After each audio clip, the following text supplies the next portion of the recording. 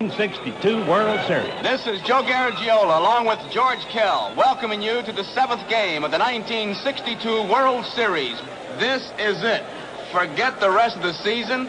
Forget the playoffs, the averages, what you did in this ballpark, that ballpark. It's all wrapped up today. And it'll be Ralph Terry for the Yankees and Jack Sanford for the San Francisco Giants. Sky is high here. There's not a cloud in the sky.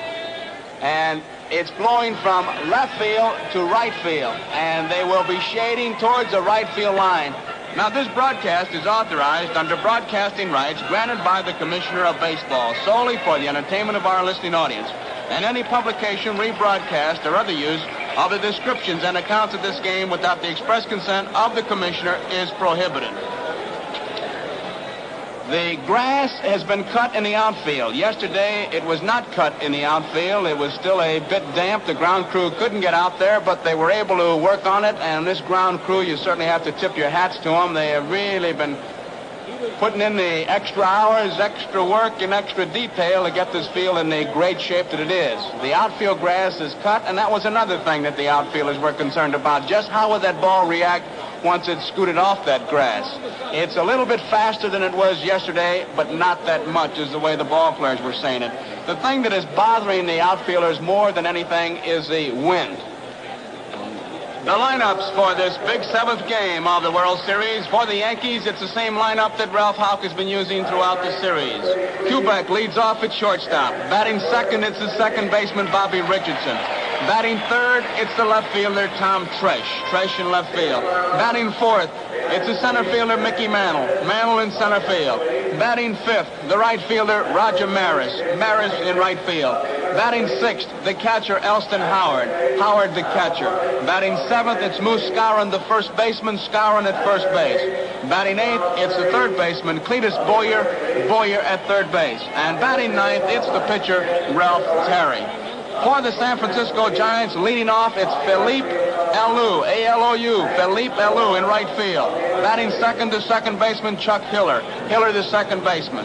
Batting third, the center fielder, Willie Mays. Mays in center field. Batting fourth, the left fielder, McCovey. Willie McCovey in left field.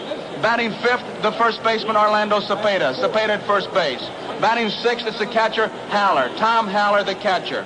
Batting seventh, the third baseman, Jim Davenport. Davenport at third base.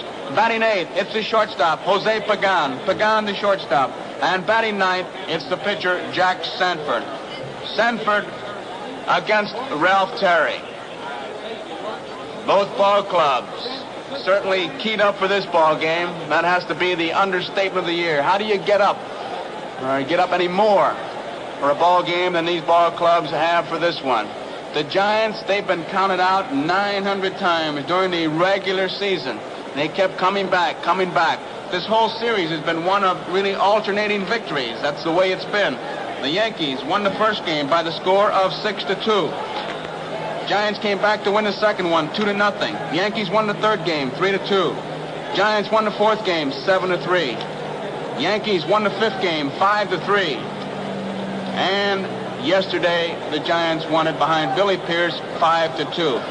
And today, this is it. One whole year wrapped up in one ball game. The umpires just making their way out, coming down that first base line. Manager Ralph Houck of the New York Yankees comes out of the dugout from the third base side, ready to hand in the lineup card. And Whitey Lockman, a coach for manager Alvin Dark, hands in the Giant lineup to Big Stan Landis, who'll be the plate umpire. So the stage is set. Sanford against Terry. Jack Sanford on the mound does a little of the work that the groundskeeper's been doing for a couple days. He digs a favorite spot on the pitching slab. Pitchers like to do it. Hitters like to do it in the batter's box to find that comfortable spot. And George Kell, I can't imagine that until you get that first ground ball or get hit by that first foul tip, it's going to be a little tough to get comfortable for a game like this, because those butterflies certainly have to be flying around. There's no doubt about it, Joe. I was down on the field before the ball game, as you were, and the ball players seem to be a relaxed group of athletes, but they cannot be that relaxed here today in this all-important 7th ball game. As you said a moment ago, the entire season is wrapped up into one ball game here today. A lot of these fellas have been through it before, some of them going through it for the first time, but the tension has got to be the same for everybody. This is it, and they all feel it. And I think this feeling even prevails through this tremendous crowd here today, as the Giants, taking the field just a moment ago, they let out a tremendous roar, of course, for the hometown team, but they feel the tension right here in the stands.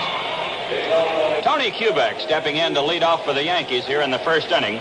Sanford gets ready, and here's the first pitch of the ball game. He tries to bunt, and he missed it. One strike to Kubek. Tony has a .280 batting average. He's been to the plate 25 times, and he has 7 hits. Tony has no home runs. He's batted in 1 run. This will be the 3rd meeting in this series between Sanford and Terry. They've won 1 game each. Sanford won here in Candlestick, and Ralph back in New York. The pitch to Kubek. Outside, a fastball off the corner. 1 ball, 1 strike. In the first 2 ball games that Sanford pitched, he was behind the batters a lot, but he didn't walk many, coming in with a 2-0 pitch, most of the time with good pitches. Here's the pitch. Outside, another fastball to miss the corner. Ball 2 and strike 1. It'll be Kubek, Richardson, and Tommy Tresh for the Yankees here in the first inning. The 7th game of the 1962 World Series. Sanford ready. The 2-1 pitch. Here's a fly ball hit to center field. Willie Mays moving in. He's there, and he makes the catch. Tony Kubek out on a fly to center. That'll bring up the second baseman, Bobby Richardson. Bobby's a right-handed batter. He has a .160 batting average. 4 hits and 25 trips in this series. He has no home runs, no runs batted in. Giants play him straight away and not too deep. Everybody's going to play shallow in left field today. Here's the pitch to Bobby. Ball, it's inside, a curveball. Missed the corner. 1 ball and no strikes. Willie McCovey is in left field for the Giants. Mays in center, and Felipe Alou playing in right field today. Sanford into the windup. Here's the 1-0 pitch. Curve down low. Got this one over the plate, but too low. Ball 2 and no strikes. Sanford didn't like the call on it too much. Stopped and looked in to Stan Landis. Just on the first 2 hitters, George, and we might be able to get a pattern. He threw nothing but fastballs to Kubek, nothing but curves to Richardson. Here's the pitch. It's down low, a fastball low and in. 3-0 to Bobby. Tommy Tresh, the left fielder, is waiting in the on-deck circle. Yankees batting in the first inning with 1 out and no one on. A ball 3 and a no-strike count. Sanford taking a little time, gets ready. Here's the pitch. Down low, he walked him. Bobby Richardson draws a walk. We'll put a runner at first base with 1 out. And the batter will be Tom Tresh, the left fielder. Tommy's batting average posted at .333 for this series. 8 hits and 24 trips. Tommy has 1 home run and 4 runs batted in. A home run, a 3-run homer coming against Sanford at Yankee Stadium. Tresh is a switch batter. He's batting left-handed against Sanford. Here's the pitch. Strike. He got a fastball over the outside corner. Davenport is playing in close at third. Jimmy's about even with the bag. Cepeda holds against the runner at first. And both Pagan and Hiller have moved in a couple of steps. They are cheating on the double play. Here's the 1-strike pitch. Outside. This one just off the corner. Sanford is aiming everything for the outside part of the plate to these left-handed batters. 1 ball and 1 strike. He's got a couple spots that'll help him out if he can get him to hit that ball into left field, because left center field, it's going to be a real tough job to hit one out of here the way that wind is blowing. Sanford checks his runner. Here's the 1-1 pitch. He swings and hits a pop fly behind third. Davenport is chasing it. He's over near the stands, and he makes the catch. Jimmy Davenport making a fine play as he stayed with that high pop fly, caught it, and crashed into the barrier. There's 2 down, and the batter will be Mickey Mantle. George, remember in that ball game over here, the second one, Tom Haller made some fine catches and some foul balls that stay in play. Anything that's hit towards the third base line, you better chase it because it'll blow back in play. Mantle with an .091 batting average. He's been to the plate 22 times. He has 2 hits. Mickey has no home runs in this series, no runs batted in. He's batting left-handed against Sanford. Here's a quick throw to first. Richardson back in time. Bobby at first base with 2 outs here in the first inning. There's no score. Sanford gets set. The pitch to Mantle. Ball, it's down low. 1 ball and no strikes.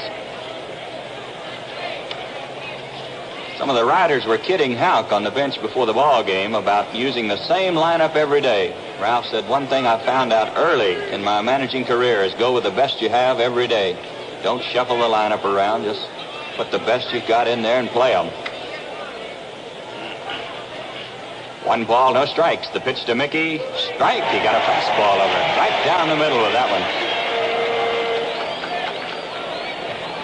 The Giants are deep and around to the right for Mantle.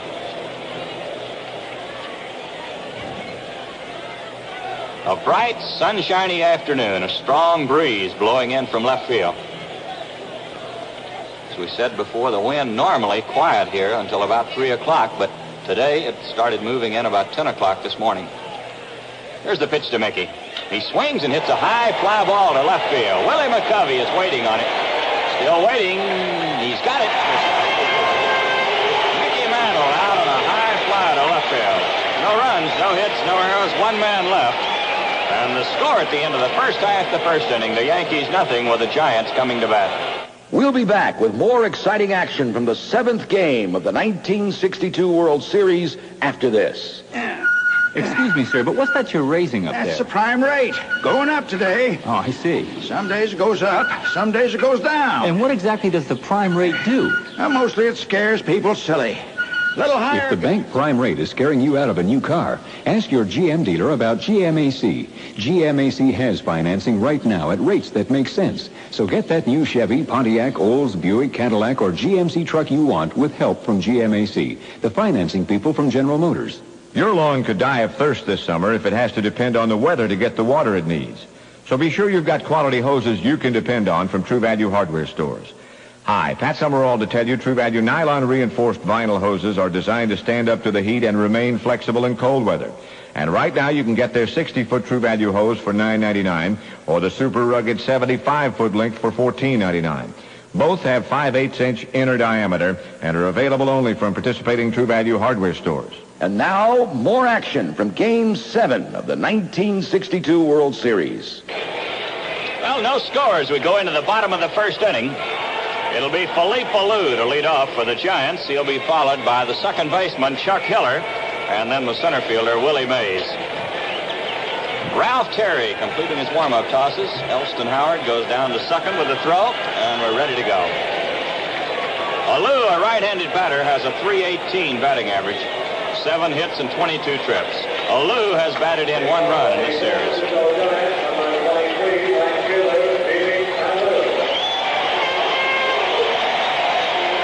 A very large and enthusiastic crowd on hand here today, and needless to say, Giant rooters here.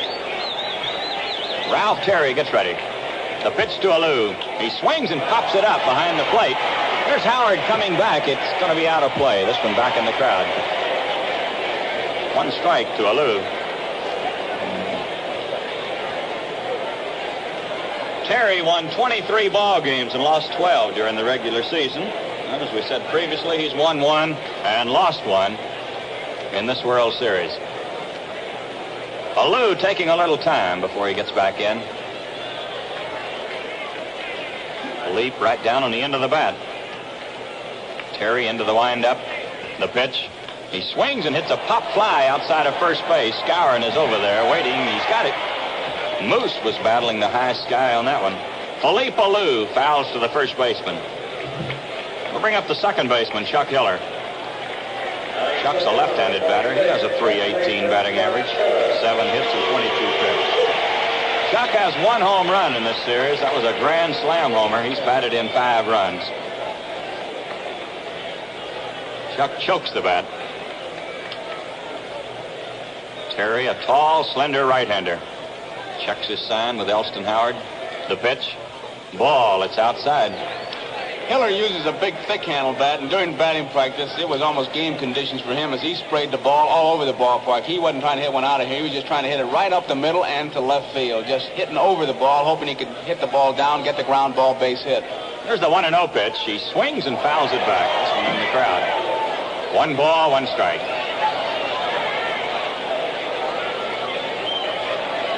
Chuck has had a couple of hits in the left field, and the Yankees are playing him that way. Didn't get a chance to ask Alvin Dark, but I just wonder if it was on orders from him, George, but batting practice was no playful matter with these Giants. Larry Jansen threw a lot of curveballs, and they were trying to do something with him. The pitch to Hiller. He swings and hits a high fly ball down the left field line. Here's Trash racing into foul territory. He can't get it. The ball is in the seats. 1 ball and 2 strikes to Hiller. Tresh had a little bit of trouble as he got near the bullpen. There was no chance to make the play, but I say trouble because he stumbled on the mound, and he's kind of flexing his legs out there now because it's a high mound in the bullpen, and he stumbled as he got near the wall. The wind does not seem to be blowing quite as hard now as it did at the start of this ball game. One weatherman said here today the winds would be dying down during the afternoon. Terry gets ready. Here's the 1-2 pitch. Ball, it's down low. He got the fastball over, but too low. The count is even to Hiller at 2-2. We're in the bottom of the first inning. In case you joined us late, there's no score in the ball game. Giants batting, 1 out with no one on. Here's the 2-2 pitch. He swings and hits a bouncer to first. Skowron has it, steps on the bag, and Chuck Hiller is out. Well, that's 2 down, and here's the center fielder, Willie Mays. Round of applause greeting Willie as he steps in. Mays, a tremendous favorite here in San Francisco, and well, he should be. Willie's batting average in this series posted at .250, 6 hits and 24 trips. Terry delivers. Here's a fly ball hit the left field. Tommy Trash moving in. He's got it. The side's retired. Willie Mays sending a fly ball to Trash in left field. No runs, no hits, no errors, no one left. And the score at the end of 1 full inning of play, the Giants nothing, the Yankees nothing. Game 7 of the World Series of 1962 continues after this. Now playing on New York's radio station, the New York Yankees. We've got all the pinstripes, and they're back on the field and back on the air. Follow Winfield, Pinella, Nettles, Mercer, Dent. This is where New York follows its baseball team. That's right, the Yanks are back, and this is the place you can hear them. 77 WABC. Channel 2 Newsbreakers. This is Jim Jensen, Channel 2 News. Roseanne Coletti, Channel 2 News. John Buchan, Channel 2 News. Monsi's Channel 2 News. I'm Carol Martin, Channel 2 News. I'm John Stossel from Channel 2. I think you're fixing milk prices. I wanted to talk to someone. Channel 2 Newsbreakers. Helping people. You guys saved my wife's life. Believe me, and this is something important. Informing people. Channel 2's Arnold Diaz has been tracking the ongoing look at fire safety. And all over the city, clubs are blatantly disobeying the fire code. Channel 2 Newsbreakers. Earl Ubell, Channel 2 News. Rick Miles for Channel 2 News. J.J. Gonzalez, Channel 2 News. Coming up, Herb Jakowski on When the Coal Snap. Hello, I'm Dennis Cunningham, and I just saw this sort of blockbuster of a movie. As far as the argument is, well, you have to play on a warm weather site. Baloney. All right, let's go to the video. Channel 2 Newsbreakers. Helping people, informing people, relating directly to the well-being of the people watching. Channel 2 News. Hello there, you. This is Johnny Donovan. I'll try to stump you with some tough trivia questions tomorrow afternoon on New York's radio station. WABC, New York. I'm Mel Allen, and you're listening to baseball's greatest hits on 77 WABC, New York's radio station. Now we move along into the top of the second inning. There's no score in the ball game. The Yankees had a base runner in the first inning. Bobby Richardson drew a walk, but he was stranded at first base as Trash fouled to the third baseman and Mantle flied to left field. Roger Maris will be the leadoff man for the Yankees. He'll be followed by Elston Howard and then Bill Skowron. Raj has a .211 batting average, 4 hits and 19 trips. 1 home run and 5 runs batted in. Here's Sanford's first pitch. Ball. Strike. He went up to the right hand. Maris was going to bunt. He raced up in front of the box, took the pitch, and Landis went up with the right hand. Sanford ready. The pitch. Here's a line drive to the third baseman. Harris hit that one like a bullet. A liner right straight to Davenport at third base. George, that'll not only make you talk to yourself, but you'll enjoy the conversation with yourself, because one guy over there, and he hit a shot, something that Maris has been trying to do most of the series, and hit the ball very hard. Normally, that would be a base hit, but Davenport playing wide of the bag, the only man over there in Lower Slobovia, and he comes up with the play. Maris really mumbling as he went back to the bench, and you can hardly blame him. I know what he's thinking, Joe. Only one man in about 150 feet there, and the ball hit like a bullet. He didn't have time to move, and it's right in his glove. Well, there's one away, and the batter will be Elston Howard. Ellie has a 176 batting average, 3 hits in this series and 17 trips. Strong right-handed batter. Here's the pitch. Foul ball. It's back on the screen. 1 strike. Sanford using the little kick motion on that pitch. The first time he's used it today, but he's used it a lot throughout this series. I was talking to some of the Yankees on the plane coming out here from New York, and they said it was effective. Very effective, especially with 2 strikes. George, it's also a telltale for manager Alvin Dark. When he gets sloppy with the leg movements, it's a tip-off he's getting tired. The pitch to Howard. Here's a ground ball hit to the third baseman. Davenport flips it over to first. He's out. Elston Howard goes out. Davenport to Cepeda. That's 2 down, and the batter will be Bill Skowron.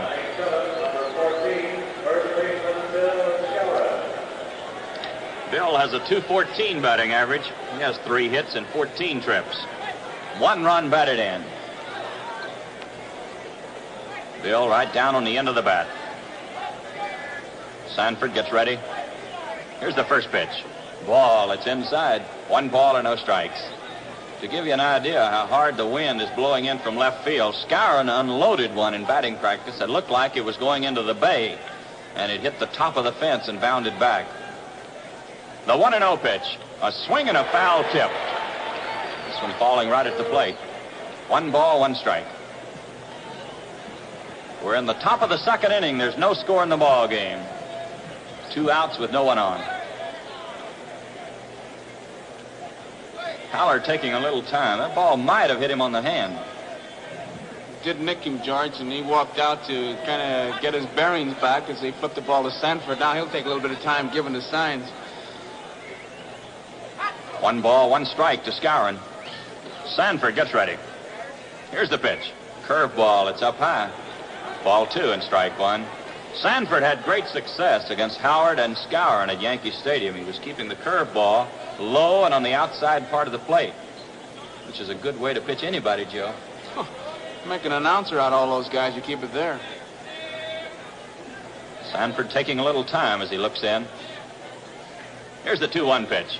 He swings and bounces it foul off to the left. That'll even the count at 2-2. How about those clubhouse meetings? When you get stuck, they always say, well, keep that fastball up and in. Be sure you get it in, and that curveball down. You got to get it down, though. And, of course, it's always high and tight, low and away, which is the perfect pitching pattern. If you could do that, that Hall of Fame would really be crowded. With pitchers? No hitters, definitely not. The only hitters that can hit that curveball low and outside is like Bob Skinner said. That's the ball players that have gone to announcing. They can hit that curveball low and outside. A ball 2 and a strike 2 count to Skowron. Sanford taking too much time to suit Bill, so he steps out. Moose just takes 1 step out of the box and looks out to Sanford as if to say, what's the reason for the delay? Now he's back in. Here's the 2-2 pitch.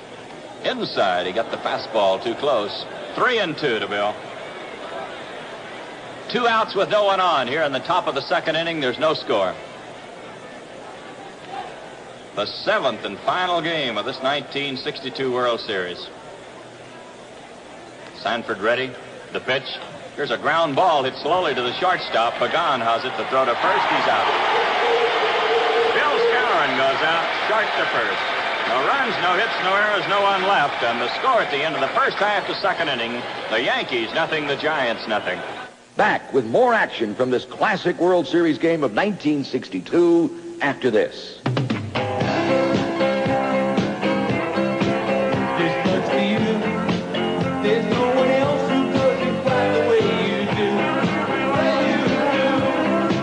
So here's to you.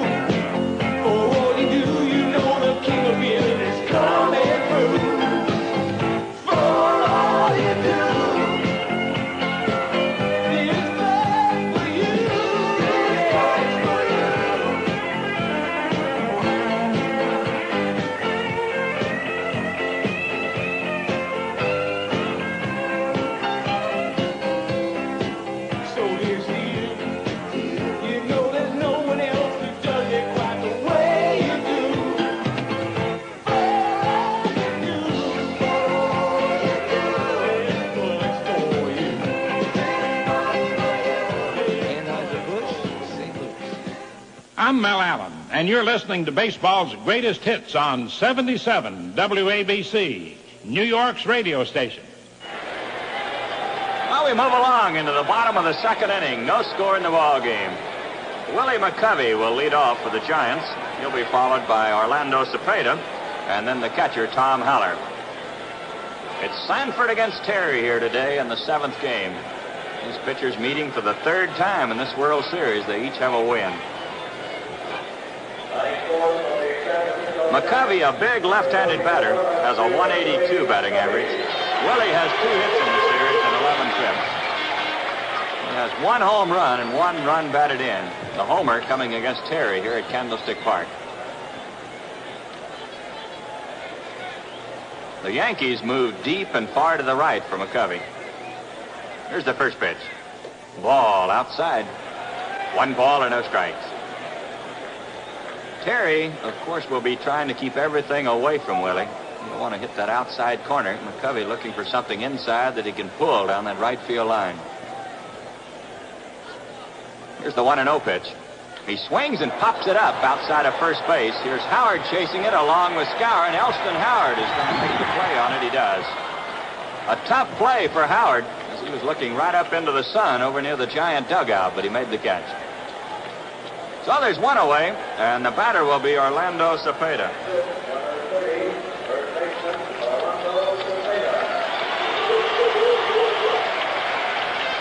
Orlando's batting average at 188. He has 3 hits in 16 trips. All 3 of Orlando's hits coming in yesterday's game. He has 2 runs batted in. Terry ready. The pitch. Here's a ground ball hit down the third base line. It's foul. Boyer moving across the line. A 1-strike count. Orlando was having some fun in the clubhouse after the game, kidding with the newspaper man that how come they waited until yesterday to come around. He said, I've been with the club all World Series, nobody come around. Of course, somebody just finally honestly gave the answer. He said, keep hitting and they'll be around. Don't hit and we'll see you. Here's the 1-strike pitch. Curve, it's in the dirt. Elston Howard goes down on both knees to block this one. 1 ball, 1 strike. The Yankees shade him a little bit to right center. Mickey Mantle just a little bit to the right of second base, deep in the outfield. Here's the 1-1 pitch. Strike 2. He cut the corner with a good hard slider. 1 ball, 2 strikes. Cepeda hits very deep in the box. Terry ready. The 1-2 pitch. Curve down low. That'll even the count at 2-2. Bottom of the second inning. There's 1 out with no one on. There's no score in the ball game. Only 1 base runner so far in this game. Bobby Richardson drew a walk in the first inning. Terry looking in. Here's the 2-2 pitch. He swings and foul tips it right into the mid of Elston Howard. A strikeout for Ralph Terry. That's 2 down, and the batter will be the catcher, Tom Haller. Tom has a 364 batting average, 4 hits and 11 trips. He has 1 home run and 3 runs batted in. Tom's a tall left-handed batter.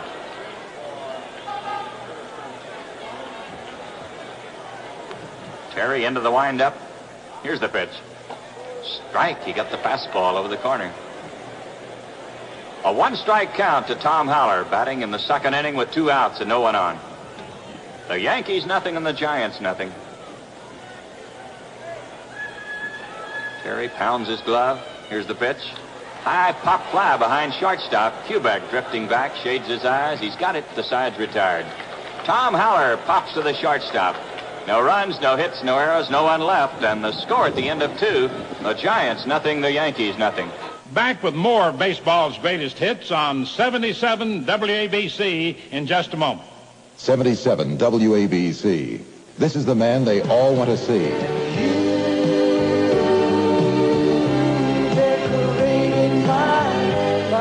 This is the man who sells out concert halls wherever he goes. This is the man who's now surpassed Elvis Presley in concert attendance. This is Kenny Rogers. Everyone considered him a coward of the coward. New York's radio station could be placing you in a seat at the Byrne Arena at the Meadowlands to see Kenny Rogers in concert on August 12th. Lady, Here's what you have to do. Ross and Wilson have the answers to Kenny Rogers trivia questions. Ron Lundy and Johnny Donovan will be asking the questions between 9 a.m. and 3 p.m. the same day. You don't have to get the answers from Ross and Wilson, but it sure couldn't hurt in helping you pick up a pair of tickets to see Kenny Rogers in concert.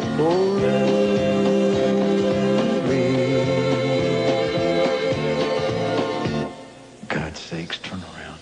We'll be choosing correct callers at random, and the tickets are furnished by Monarch Entertainment. Kenny Rogers in concert, and we've got tickets. We're New York's radio station, 77 WABC. Say, sports fans, how would you like to enjoy some really good treats right now? Just remember the name Magic Fountain. That's right, Magic Fountain Ice Cream Stores. The 26 Magic Fountain Ice Cream Stores, strategically located throughout New Jersey and New York, are the source for all good taste treats. You'll find soft ice cream made fresh every day on the premises with quality ingredients.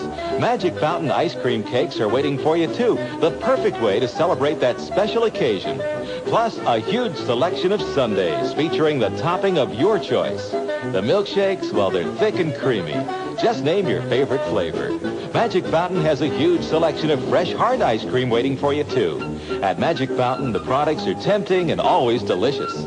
Magic Fountain Ice Cream Stores, each individually owned by one of your neighbors in New York and New Jersey. So go to the Magic Fountain in your neighborhood where the magic is in the tasting. You're listening to Baseball's Greatest Hits, a special series rebroadcasting actual games from World Series of the past on 77 WABC, New York's Yankee station. Game 7 of 1962, featuring superstars Willie Mays, Willie McCovey, Mickey Mantle, and Roger Maris. Well, at the end of 2, there's no score. For the Yankees, no runs, no hits, no errors. For the Giants, no runs, no hits, no errors. It'll be Cletus Boyer to lead off. He'll be followed by Ralph Terry and then Tony Kubek.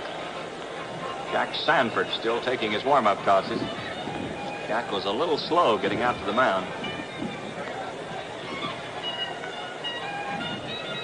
Tom Haller makes the throw down to second base. Cleet Boyer steps in. We're ready to go here in the top of the 3rd inning.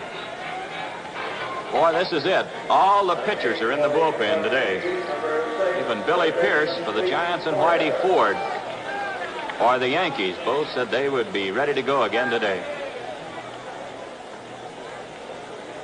Boyer, a right-handed batter, he has a .278 batting average. Cleet has 5 hits in the series and 18 trips. Here's a line drive to right. Alou is there, and he makes the catch. Boyer hit that one like a bullet, right straight to Alou in right field. It's one away, and the batter will be Ralph Terry. There's Ralph coming on. Stops at the on-deck circle to get some rosin on his hands. Willie Mays is a quarterback as far as the outfield is concerned, moving the guys around. He just moved McCovey in. Willie plays pretty deep for just about everybody. With Ralph Terry up there, Willie Mays wanting McCovey to move in because that wind is blowing directly in. A real tough job to hit one hard in the left field to get over his head. Terry, a right-handed batter. Sanford ready. Here's the first pitch. Strike. He got a fastball right down the middle. A 1-strike count to Ralph Terry. He's batting with 1 out and no one on in the 3rd inning. No score in the ball game. Sanford looking in. Here's the pitch. Strike 2. He caught the corner with this one. A strike 2 count.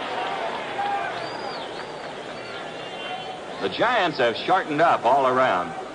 McCovey, Mays, and Alou shortened up and playing Ralph a little bit to right field. Sanford checks the sign. Here's the 2-strike pitch. A swing and a miss. He tried to check it, but he'd gone too far on the low curveball. Terry goes down swinging. It's the first strikeout in the ball game for Sanford. There's 2 down, and the batter will be Tony Kubek. Tony sent a fly ball to Willie Mays his first time at bat.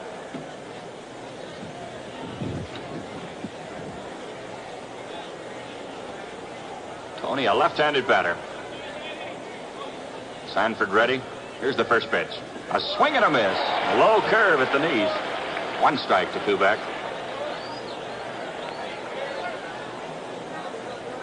The umpires today, Stan Landis is behind the plate, Jim Honachik at first base, Al Barlick at second base, Charlie Berry at third, Ken Burkhart and Hank Soar down the lines. Here's a fastball outside. 1 ball and 1 strike to Kubek. Ken Burkhart down the left field line and Hank Soar down the right field line. Sanford gets ready. Here's the 1-1 pitch. Outside again, trying to catch the corner with a fastball. Ball 2 and strike 1. It's going to be a job for Kubek to try to hit a ball between McCovey and the line in left field. McCovey really guarding that line as if he wants to give Willie Mays as much running room as possible, George. Sanford into the windup, the 2-1 pitch. Here's a ground ball to left field. A solid base hit for Kubek as he punched an outside fastball between Davenport and Pagan into left field. That's the first hit of the ball game. Puts a runner at first base with 2 outs, and the batter will be Bobby Richardson. Bobby drew a walk his first time at bat. Sanford wanted a new baseball after Kubek punched that one to left field. Stan Landis makes the exchange. Well, we'll keep an eye on Kubek at first base. He might be running here with 2 outs. If he's thrown out, the Yankees would still have Bobby Richardson to lead off in the next inning.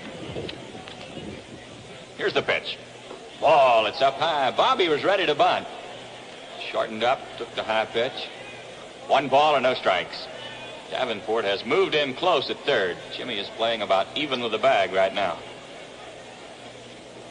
A scoreless ball game. We're in the top of the 3rd inning. Sanford gets set. Here's the 1-0 pitch. Inside. Fastball in on the fist. Ball 2 and no strikes. Jack has been having trouble getting the ball over to Bobby Richardson. He walked him his first time at bat on a 3-1 pitch. Now he's behind with a ball 2 and a no strike count. Jack checks his runner at first base. Quick throw to first. Kubek back in time. Boyer opened this inning with a line drive to right. Terry struck out, then Kubek singled to left field. Here's the pitch. Strike. He got the fastball. Quick throw to first. Kubek back in time. Tony slipped. Haller made a wide throw. A good throw would have had him at first base as Kubek slipped, fell, trying to get back to first base, and then he had to crawl to the bag. But Haller's throw was wide, and Orlando Cepeda had no chance to put the tag on him. The tip-off for the other base runners because Kubek wasn't really going anywhere. He was just trying to get back to first base. The footing is not solid. Here's the pitch to Richardson. Inside. He checked his swing on a high inside fastball. It's 3-1 to Bobby. Richardson out of the box for a moment, looking down to third where he checks with Frankie Crossetti to see if the hit sign is on for this 3-1 pitch. He's one of those guys, too, who likes to know if that runner's going to break up that infield because he can pick his spots. Sanford gets set. Here's the pitch. Down low, he walked him. Bobby Richardson walks again. That's 2 walks given up by Sanford. Both times it's been Bobby. So the Yankees have runners at first and second with 2 outs, and the batter will be Tommy Tresh, the left fielder. Tommy's 0 for 1. He fouled to Davenport his first time at bat. Well, this is the first threat of the ball game. 2 on with 2 outs. Giants play Tresh pretty much straight away. Sanford gets set. Here's the first pitch. He swings and hits a high pop fly down the left field line. Davenport is chasing it along with McCovey, but it's going back in the crowd. A high pop fly down the left field line near the Giant bullpen. The wind moving that one right back into the crowd. A 1-strike count to Tommy Tresh. Tommy has 8 hits in this series.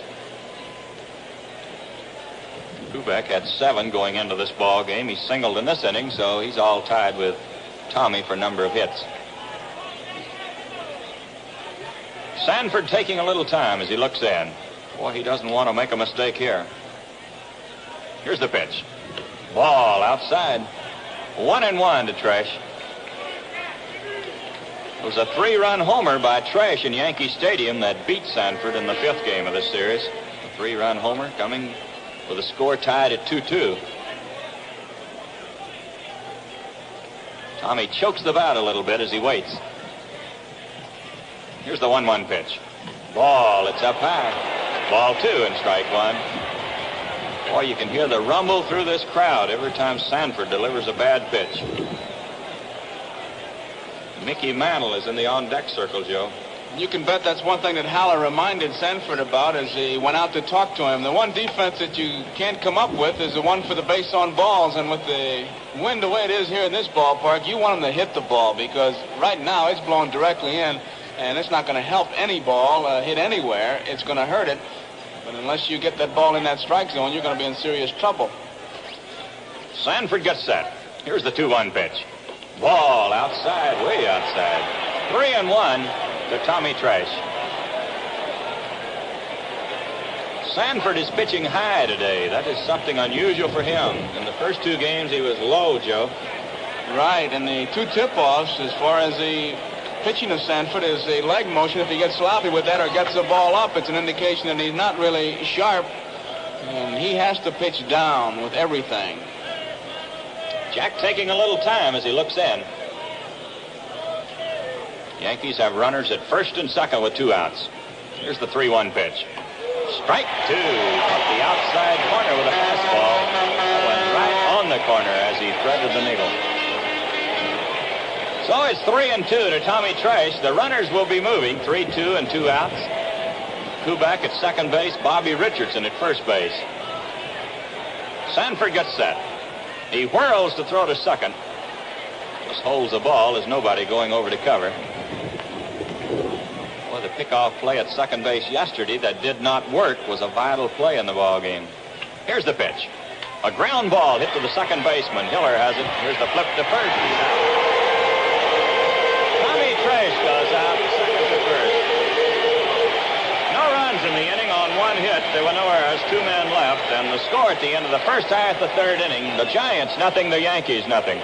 We'll be back with more exciting action from the 7th game of the 1962 World Series after this. Hi, Pat Summerall to remind you that good household help is hard to find, except at True Value hardware stores.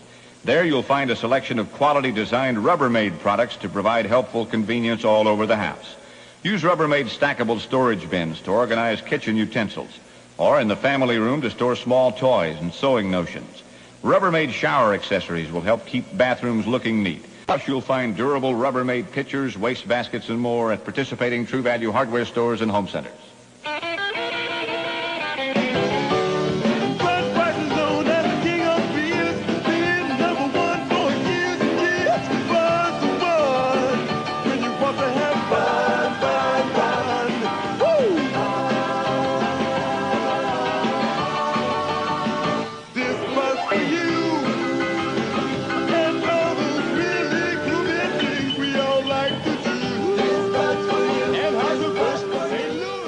And now, more action from Game 7 of the 1962 World Series.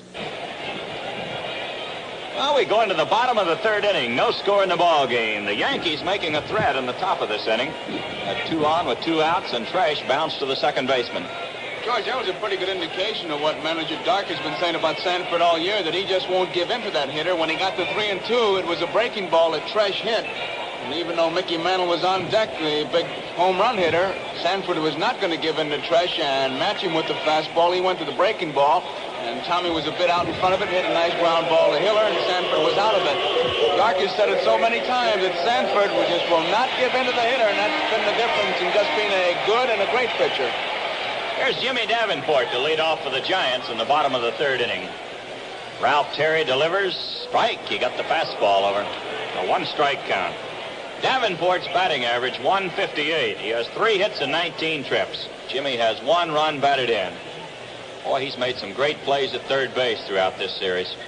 Here's a foul ball. It'll be out of play. This one coming back into the upper deck. A strike 2 count. Jimmy made one good play today. Might have been in self-defense as Roger Maris slammed a bullet at him at third base. He got the glove up in time. Terry ready. The pitch. Foul ball. He checked his swing. Ball hit his bat, sailed over the Giant dugout back into the lower deck. Still strike two. We're in the bottom of the third inning. There's no score in the ball game. Jimmy Davenport, the leadoff man for the Giants. Terry into the windup. Here's the pitch. In tight. He pushed him back. 1 ball, 2 strikes. Terry has thrown mostly fastballs today. He will throw a lot of slow curves before the afternoon is over. Here's the 1-2 pitch. Fastball hit on the ground, foul. Still a ball and 2 strikes. Joe, I'd think the wind might affect the pitching some way. I think pitchers like to throw the curves into the wind, don't they? When it's blowing the way it is, George, they get that big break, and they don't have good control of it. I know Terry, we mentioned it, he came out mighty early to warm up. Here's the 1-2 pitch. There's the curve. It's up high. 2-2 to Davenport. It's not that good quick breaker, that dive bomber type curveball. You can still control that pretty well, but that big lollipop, that big roundhouse curveball, that's the one that's a little bit of a problem on a day like today. Terry gets ready. Here's the 2-2 pitch. High fly ball hit down the right field line. Richardson chasing it along with Maris. The wind is taking it away from Bobby, and he can't make a play on it. Bobby was having all kinds of trouble, not only with the wind, but with the high sky and the sun here, and he chased it over near the stands, and he finally overran the ball. It fell behind him. See Bobby take a look, too, just how close he was to those stands. It's a tough thing to get familiar with it because unless you're at the warning track, which is some 8 or 9 feet from the stands, and you can feel that gravel under your feet, you're really not sure where you are. And there's a lot of room to roam here, and I tell you, you start to run a few feet, you can get lost, and Bobby had all kinds of problems on that one. Here's the 2-2 pitch. A swing and a foul tip. This one pops out of the mid of Howard coming behind the plate. Still 2-2. Jimmy Davenport, the leadoff man for the Giants in the bottom of the third inning. Well, you can hear the rhythmic applause of the Giant fans as they want Davenport to get something going here in the third inning. Ralph Terry delivers another foul ball. This will be out of play.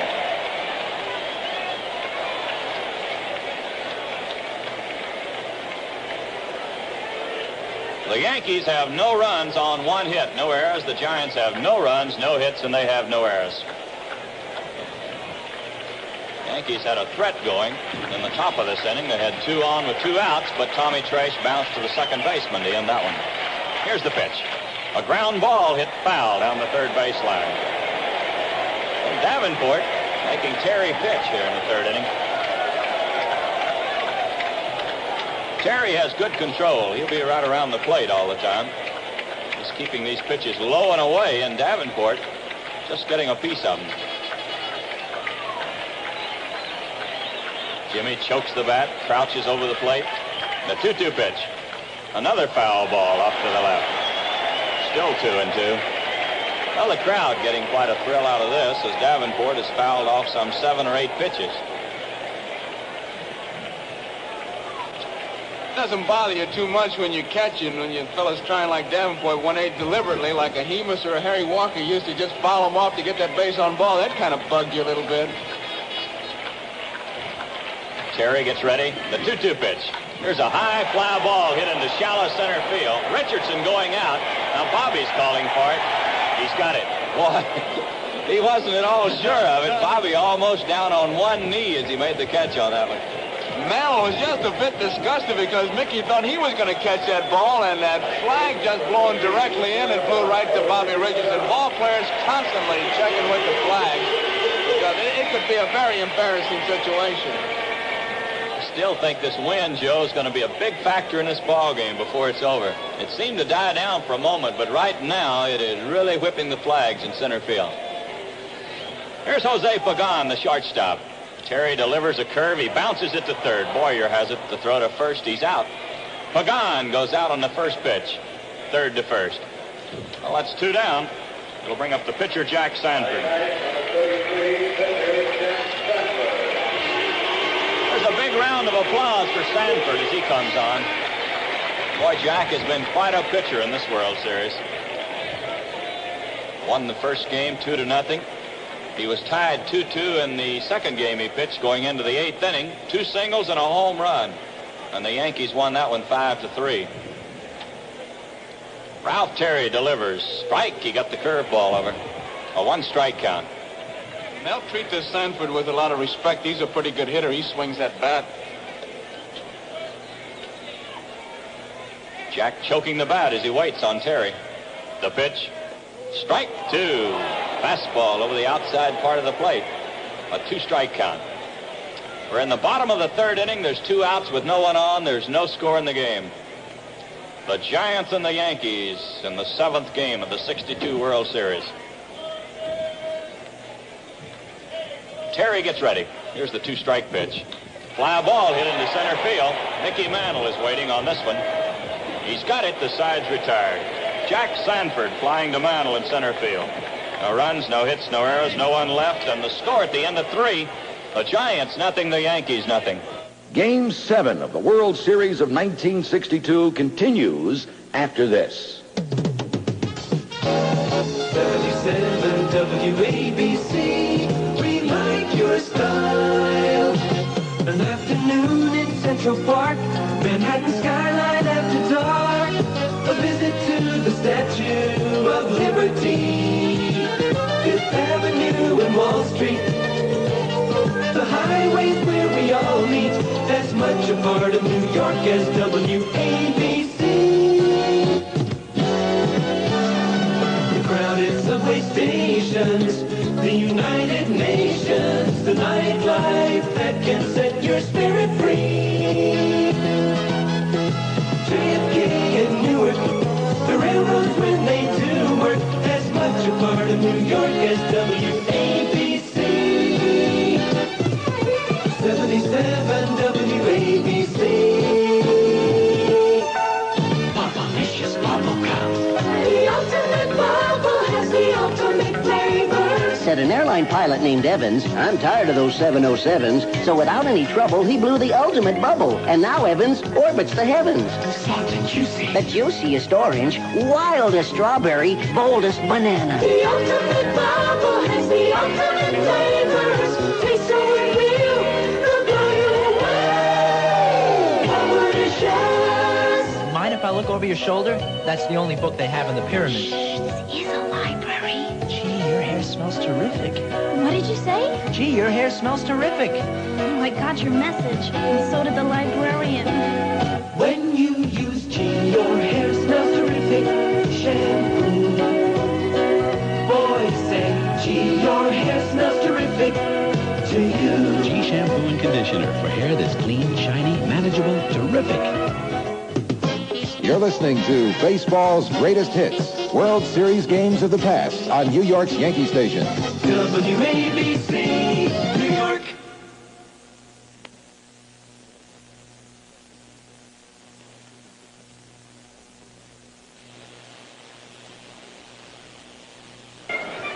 Mickey Mantle will be the leadoff man in the 4th inning for the Yankees. He'll be followed by Roger Maris and then Elston Howard. Mickey flied to left field his first time at bat. That was back in the 1st inning. Mickey, a switch hitter batting left-handed against the right-hander Jack Sanford. Only 1 hit in this game so far. That was a single to left field by Tony Kubek. Sanford gets ready, and here's the pitch to Mantle. Ball, it's up high. 1 ball or no strikes. While warming up between innings, Tom Haller, the catcher, was really giving Sanford a low target, hoping that he could get him down. He's been up with all his pitches, and when a fella is up like that, you try to give as low a target as possible, even out of the strike zone low, to make sure he holds on that ball a little bit longer. Here's the 1-0 pitch. Strike. He caught the corner with this one. 1-1. Mickey turns to look to Stan Landis. A ball and a strike to Mantle, leading off for the Yankees in the 4th inning. A scoreless ball game here at Candlestick Park. Another bright, sunshiny afternoon. Not a cloud in the sky here in San Francisco. Strong breeze blowing in from left field right straight to home plate now. At one time it was blowing across to the corner in right field, but now it's blowing straight into the plate. A pitch to Mickey. Here's a pop fly. It'll be out of play coming back in the crowd. Mantle was trying to get out of the way of a high inside fastball. It hit his bat and sails back. So it's 1 ball and 2 strikes.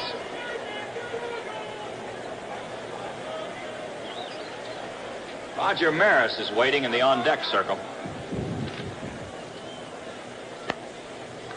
Sanford taking a lot of time between pitches. Jack is being very careful here today. Still checking his sign with Haller. Here's the 1-2 pitch. A swing and a miss. He struck him out. Mickey Mantle going for a low curveball, strikes out.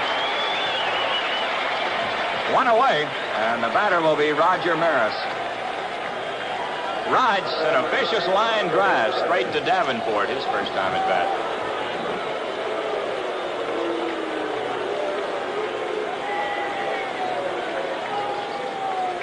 The Giants go deep and far to the right for Maris. They play him as a pull hitter all the way. 3 infielders on the right side.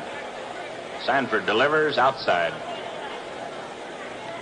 1 ball and no strikes. You talk about stacking the deck, Joe. They not only put 3 infielders on one side, but they pitch him on the outside part of the plate. And put 2 outfielders behind the 3 infielders. Looks like a convention on that side. Here's the 1-0 pitch. He swings and hits a high fly ball down the left field line. Davenport is chasing it, but this one's going back in the crowd.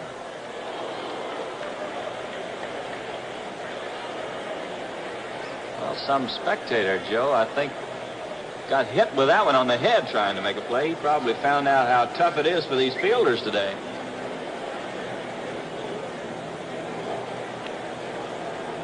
One ball, 1 strike to Roger Maris. Raj right down on the end of the bat, waiting on Jack Sanford. Here's the 1-1 pitch. He swings and hits a bouncer to third. Davenport has it. The long throw to first. He's out.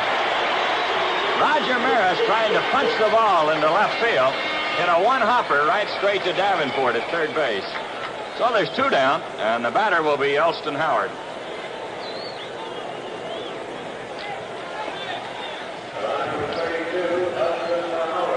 Howard is 0 for 1. He bounced to the third baseman his first time at bat. We're in the top of the 4th inning. There's 2 outs with no one on. There's no score in the ball game. Here's the pitch. Strike. He got a fastball over. 1 strike to Elston Howard.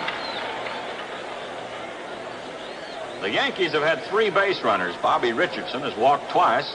Kubek has had a single. The Giants have not had a base runner in this game. Here's the pitch. A high pop fly on the infield. Chuck Hiller at second base is calling for it. Now Pagan is there, and Pagan's going to make the play. Hiller had called for the ball, and Pagan, playing the wind, moved in near the bag at second to make the catch. No runs, no hits, no errors, no one left, and the score at the end of the first half, the 4th inning, the Giants nothing, the Yankees nothing. Back with more action from this classic World Series game of 1962 after this. Let a 3-time Indy 500 winner and current national driving champion tell you why he asks for Pennzoil motor oil. Hi, I'm Johnny Rutherford. We use Pennzoil in the race car for top engine protection at high speeds. But in my own car, I want engine protection plus good gas mileage. That's why I'm more of a Pennzoil fan now than ever, because Pennzoil does save gasoline. You see, Pennzoil engineers have made it even more slippery. This means there's less friction where engine metal meets engine metal, so the engine runs easier. And the easier an engine runs, the less gasoline it drinks up. Johnny Rutherford knows. Gas-saving Pennzoil. There's quality in every extra mile. Available in 10W30 and 10W40. America has asked for Pennzoil since America learned to drive. Pennzoil, he asked for motor oil. Pennzoil. I'm Mel Allen, and you're listening to baseball's greatest hits on 77 WABC, New York's radio stations. Well, we move along into the bottom of the 4th inning. No score in the ball game. George, you remember the little things about the different hitters? Philippe Alou, who's going to lead off this inning, as a leadoff man, the Yankees have been going to the curveball, and he's been jumping on the first pitch. He's really become a first ball hitter when he's in the leadoff slot. Let's see if he jumps on that first one this time. Both Sanford and Terry hooked up once again. I think the individual pitching when these two guys hook up has just been tremendous throughout the series. Well, and another great one going here today. Philippe Alou to lead it off. He'll be followed by Chuck Hiller and then Willie Mays. Alou fouled to the first baseman, Scarron, his first time at bat. Philippe right down on the end of the bat, waiting on Ralph Terry. Here's the first pitch. Ball, it's inside. 1 ball or no strikes. The Yankees play him to left field. And they play deep for Alou. Here's the 1-0 pitch. There's a high fly ball hit the shallow left. Tresh is having trouble with this one. He's moving in now. Still racing in, and he makes the catch on the run. Tommy Tresh lost the ball. He was still looking up into the sky. At the last moment, he came racing in. He caught it about knee-high. During batting practice, all the outfielders, they couldn't wait to get out there and have the coaches hit them the high fly ball, but really it doesn't help that much because the wind is constantly shifting. Right now, it's blowing directly in. All you can do is try to, well, what is it, Kentucky windage you used in the Army, George? You kind of play the wind? No, but I don't want to play that left field today, or shortstop or third base either on these pop flies. Chuck Hiller, the batter, bounced to the first baseman his first time at bat. Terry delivers. Here's a fly ball hit into shallow center. Mickey Mantle is racing in. He's still coming, and he's got it. And Mickey was having trouble on that one as he was racing in from center field. That's 2 down, and the batter will be Willie Mays.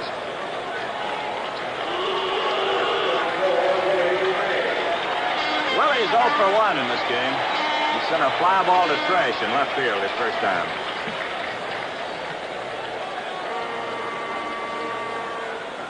The Giants will hit a lot of balls in the air here today because Terry is that type pitcher. He throws the fastball up high, he hit it up in the air, and he throws the slow curveball.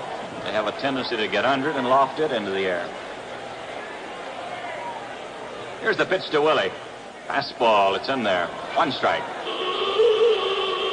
Mays the batter in the bottom of the 4th inning with 2 outs and no one on, no score in the game. Here's the 1-strike pitch. High fly ball hit into right center field. Mickey Mantle moving over. This ball is carrying in. Now Mickey's having trouble. He makes a one-handed catch at the last moment. Mantle seemed to lose the ball. Maris came racing over to catch it. And Mickey made a one-handed catch. No runs, no hits, no errors, no one left. And the score at the end of 4, the Yankees nothing, the Giants nothing. Back with more of baseball's greatest hits on 77 WABC in just a moment. Hi, I'm Dan Ingram. We'll see you Monday from 3 to 7 on 77 WABC, New York's radio station. WABC. All that you can be. Keep on reaching. Keep on going. Only the Army offers you a 2-year enlistment with skill training, travel, and college benefits. See your recruiter.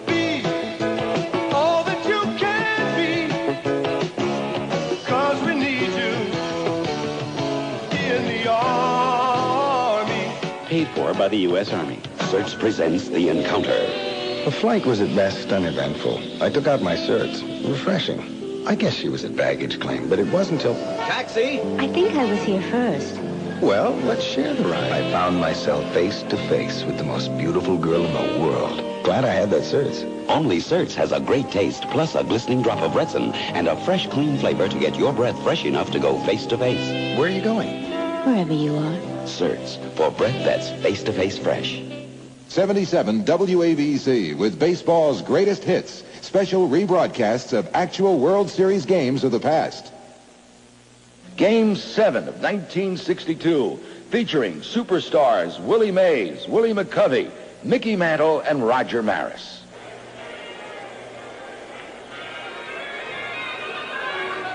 Well, George Kell and Joe Garagiola back at Candlestick Park in San Francisco.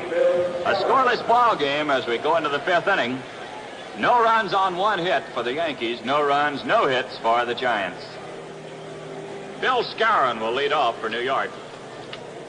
Bill bounced to the shortstop his first time. He swings and misses on a fastball. 1 strike. It'll be Skowron, Boyer, and Terry, the first 3 batters for New York. Sanford gets ready. Here's the 1 strike pitch. Inside, he got the curve low and in. 1 ball, 1 strike. The Yankees have had 3 base runners, 2 on walks, 1 on a single, and the Giants are looking for their first base runner. Here's the 1-1 pitch. In the dirt with a curve, scooped up by Tom Haller. It's a ball 2 and a strike 1 count. The Giants play Skowron deep and straight away. Bill hits to all field, mostly into right, center, and left center. He is not a pull hitter. He does not hit a lot of balls down the right field line. Here's the pitch. He swings and bounces it foul through the coaching box at third base. Frankie Crossetti has to skip a little rope to get out of the way of this one. Crossetti coaching at third base, and Wally Moses, the coach at first base for the Yankees.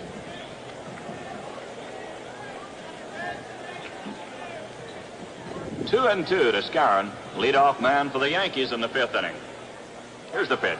He swings and hits a ground ball to left field, just out of the reach of Pagan. Bill Skowron with a solid single. That's hit number 2 for the Yankees. Puts a runner at first base with no one out, and the batter will be Clete Boyer. Boyer hit the ball hard his first time at bat. He lined it straight to a Lou in right field.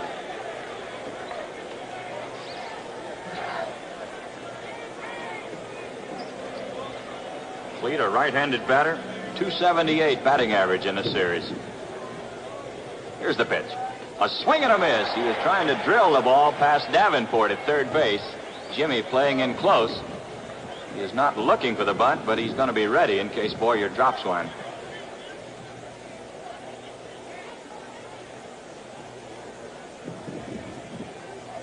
Sanford looking in. Jack taking a lot of time between pitches. Checks his runner at first base. The pitch. Strike 2. He got the slider over the outside corner. A 2-strike count to Clete Boyer. Bill Skowron opened this inning with a ground ball single to left. He's at first base with no one out.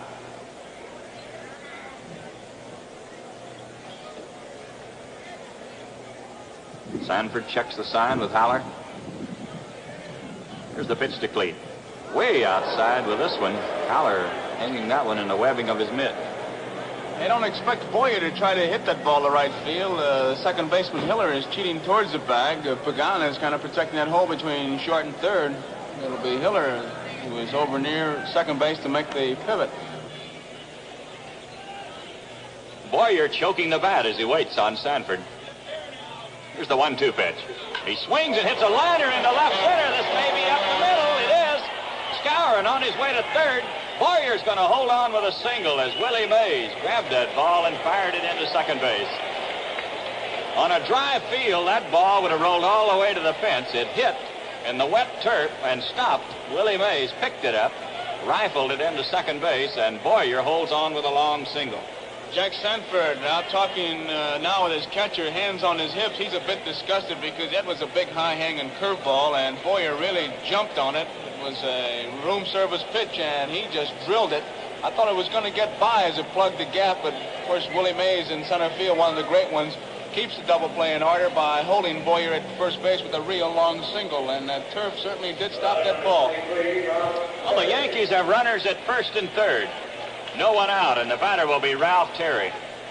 Here's the way the Giants are going to play their infield. Davenport, even with the bag at third, he's ready for a play at the plate. Cepeda, of course, holds against the runner at first base. Hiller has moved in a couple of steps from second, and Pagan a step or so at shortstop. Here's the pitch to Terry. Ball, it's in tight. 1 ball or no strikes. See, the bullpen is up, George. Stu Miller, a right-hander, and Billy O'Dell, a left-hander, throwing for the Giants. You can bet everybody's going to be ready in this ball game today. No score in the 5th inning. The Yankees are threatening. Here's the pitch to Terry. Inside again. He almost hit him with a fastball. It's ball 2 and no strikes.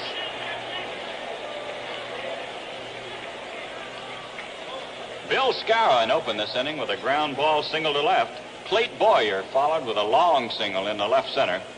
And the Yankees have runners at first and third with no one out. Sanford gets set. The pitch to Terry.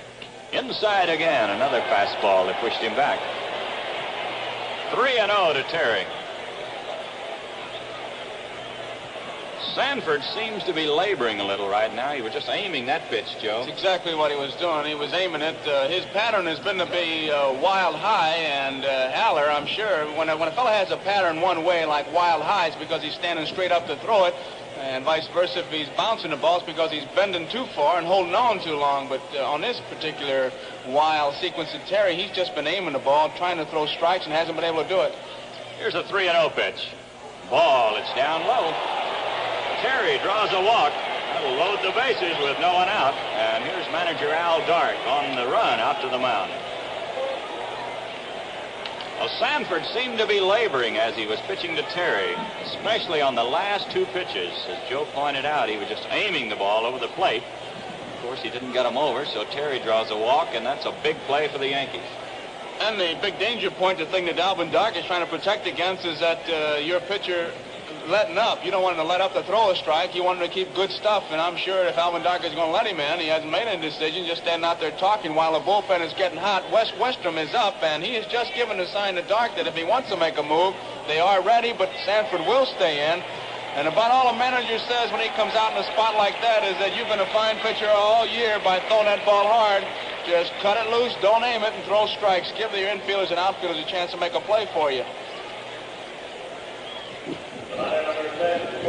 So the bases are loaded with no one out. And the batter will be Tony Kubek. Tony's had 1 hit and 2 trips. He flied to center field in the 1st inning, singled in the 3rd. Sanford looking in to get the sign. Here's the pitch to Kubek. Ball outside. 1 ball or no strikes. All the Giants are playing about halfway on the infield with the exception of Davenport, who is in even with the bag. Jimmy is ready to make a play at the plate. Cepeda, Hiller, and Pagan could go either way. It'll depend on how hard the ball is hit. If it's hit hard enough for the double play, more than likely they'll go in that direction. Otherwise, they'll be coming to the plate. Here's the 1-0 pitch. Ball way outside with this one. It's 2-0 to Kubek. Sanford having a little control problem. Georgia might just go a step further on the defense, and the outfield is in very shallow, and on the fly ball, with the way that wind is blowing, it might be a problem for Skowron to score. Of course, these Yankees are letting Sanford pitch, and he's falling behind. He's 2-0. Interesting to see what Houck is ordered right here. Sanford into the windup, the pitch. Strike, he got the fastball over. Kubek was taking all the way on it. Jack coming in with a fastball around the knees. It's a ball 2 and a strike 1 count. A scoreless ball game. We're in the 5th inning. The Yankees threatening. The bases loaded. No one out. Sanford ready. Here's the 2-1 pitch. A ground ball hit to the shortstop. They're going for 2 to second. 1 out. Back to first. A double play. Kubek hit the ball to Pagan, who flipped it over to Hiller, and back to Cepeda in time for the double play as Bill Skowron comes in to score, and the Yankees go out in front 1-0.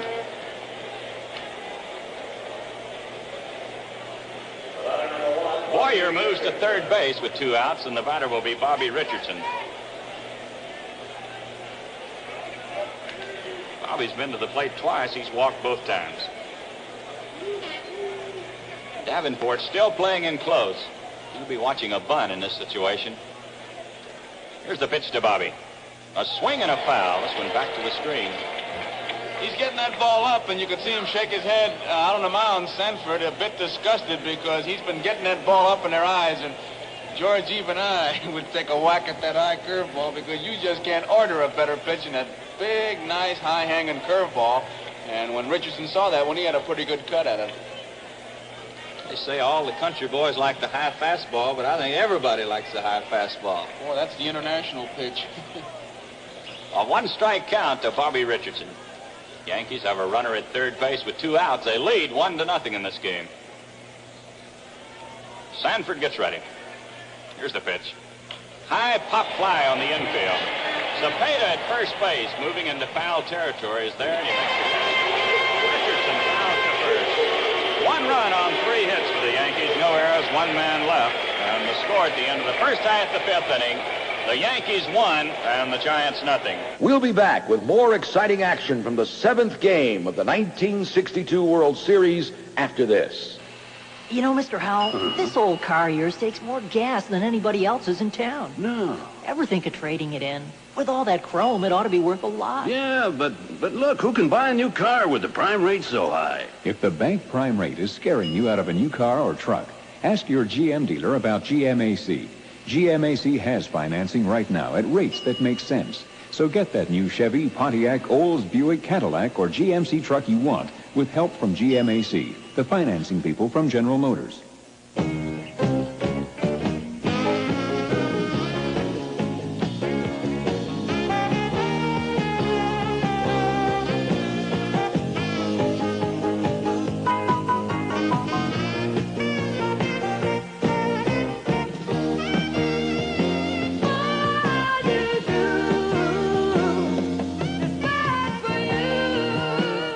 Anheuser-Busch, St. Louis. And now, more action from Game 7 of the 1962 World Series.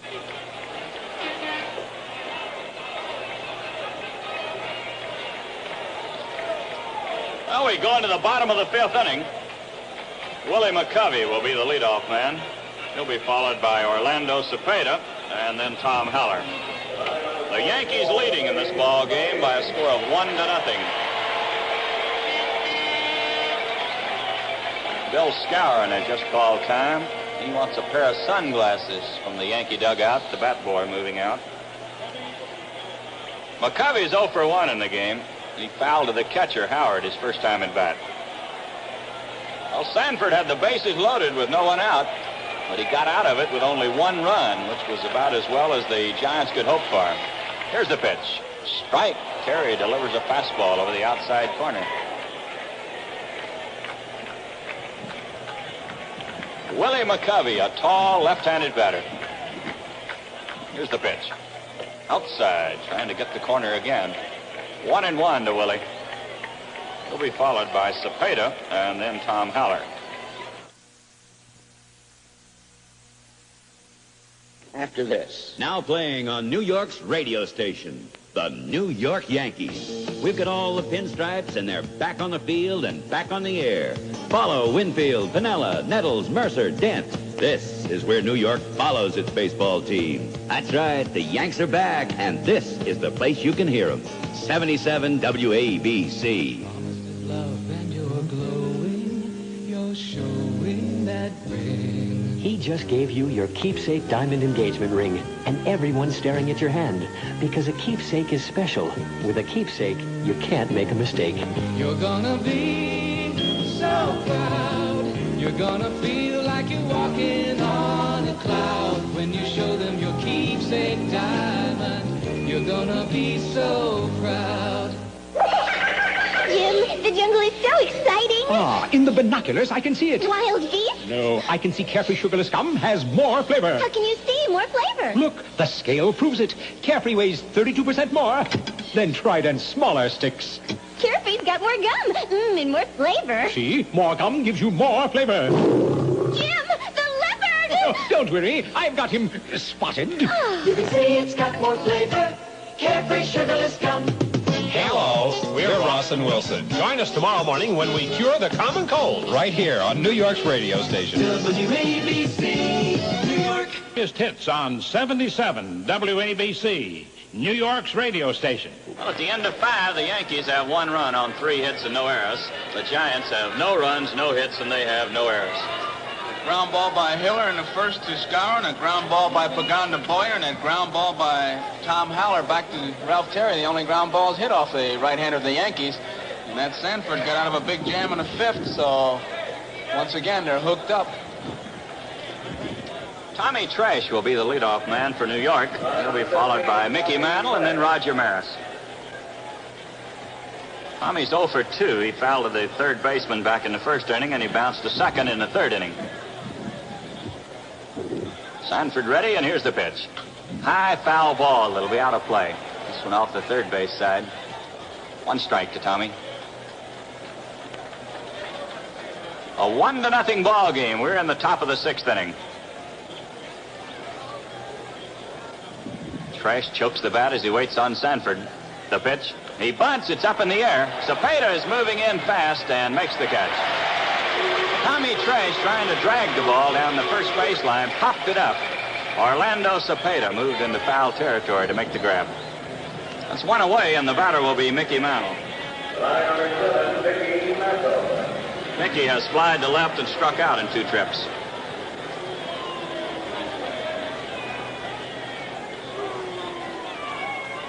The Yankees won, the Giants nothing here in the 6th inning. Here's the pitch to Mantle. Ball down low. 1 ball, no strikes. Boy, Lou is deep in right field and near the line. Mays playing just a little bit into right center, not too much, and McCovey playing in straightaway left field. They're all deep.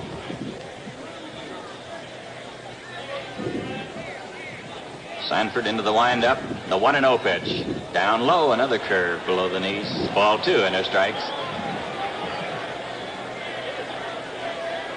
The Yankees picked up a run in the 5th inning. That's been the only scoring in this game. Sanford gets ready. Here's the 2-0 pitch. Outside. This one off the corner. 3-0 to Mickey. Fellas hasn't been hitting and has the power of Mantle. You certainly have to be careful. He might turn him loose 3-0 to see if he can't pick up a quick run. Mickey's right down on the end of the bat waiting. Here's the pitch.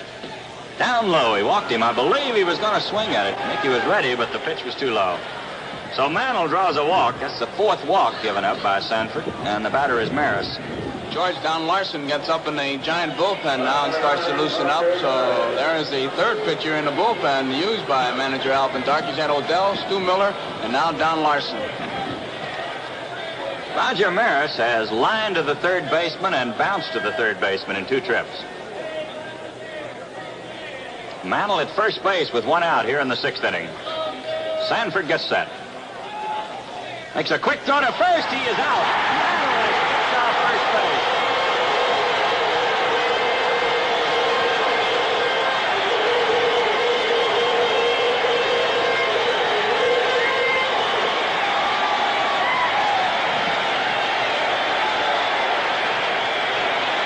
Jack Sanford caught Mickey Mantle leaning towards second. He made a quick throw to first, and he picked him off. Well, there's 2 outs. Roger Maris, the batter. Here's the pitch. Strike. He got a fastball over it. This one around the knees. Boy, that play brought this crowd to its feet. Mantle taking a big lead. Obviously, he was going to move on the first pitch. Sanford caught him leaning, made a quick snap throw to first, and Cepeda put the tag on him. The pitch to Maris. Outside. 1 ball, 1 strike.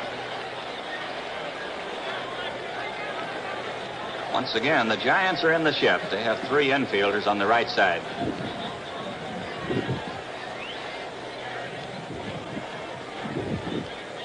Sanford taking a little time as he looks in. Here's the 1-1 pitch. Outside again, just off the corner with a good fastball. Ball 2 and strike 1. I would imagine in this spot that Maris will be going to right field. The first 2 times he was going to left, but batting now with 2 outs and no one on, he has but one thing in mind. That's to try to hit the ball out of the ballpark. Sanford ready. The 2-1 pitch. Here's a tap down the first baseline. Cepeda picks it up. The race to the bag. Orlando wins it. No runs, no hits, no errors, no one left. And the score at the end of the first half of the 6th inning, the The Yankees won, the Giants nothing.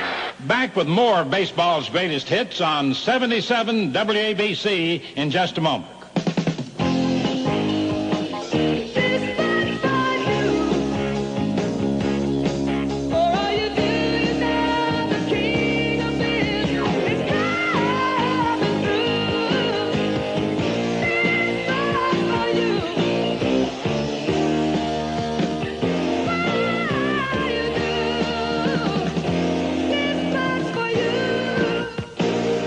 Anheuser-Busch, St. Louis. When you're faced with tedious grass trimming chores, stand up to your lawn with a Weed Eater trimmer from True Value Hardware Stores. Hi, Pat Summerall to tell you the Snippy model is the ideal choice for average lawns because it quickly trims a 10-inch path and weighs just 3.5 pounds for less tiring operation. For larger jobs, get the Weed Eater Needy trimmer that trims and sweeps a 16-inch path. Both of these time and work savers feature tap-and-go heads and are available at participating True Value Hardware Stores and Home Center. Game 7 of 1962, featuring superstars Willie Mays, Willie McCovey, Mickey Mantle, and Roger Maris. Well, we go into the bottom of the 6th inning. The Yankees out in front of the Giants by a score of 1-0 here in the 7th game of the 1962 World Series. Boy, this is it. You play all season long, and you come right down to one big ball game. And another capacity house here in Candlestick Park today, watching this 7th game. The attendance exactly as it was yesterday, George, 43,948. They jammed everybody they could get in yesterday, and they all come back today. And I'll tell you something, Joe, there's a lot of people downtown wanting to come. Yes, sir. Jimmy Davenport will lead off for the Giants. He'll be followed by Pagan and then Jack Sanford. Terry delivers. Strike. He got the fastball over around the knees. Davenport popped to the second baseman his first time at bat. Jimmy's a right-handed batter. There's the one strike pitch. A curveball hit on the ground foul down the third baseline. This one rolling to the bullpen in right field, left field. A strike 2 count.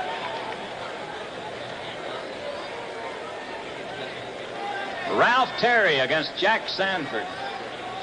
Third meeting in this series for these two pitchers. There's the 2-strike pitch. Ball, he got it outside. 1-2 to Davenport. That pitch was close. Terry trying to get Davenport to swing at a bad one.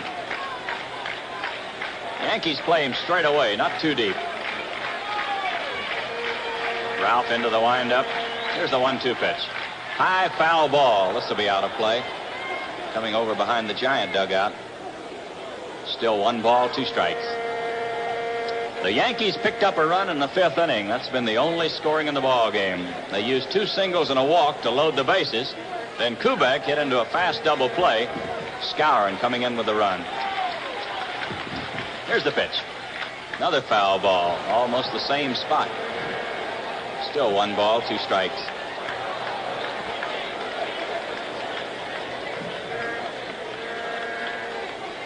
Stan Landis, the umpire behind the plate, moving out. Throws the new ball out to Ralph Terry.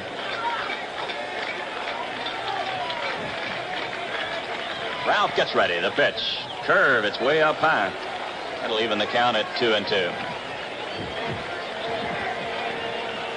Jimmy Davenport, leadoff man for the Giants in the 6th inning.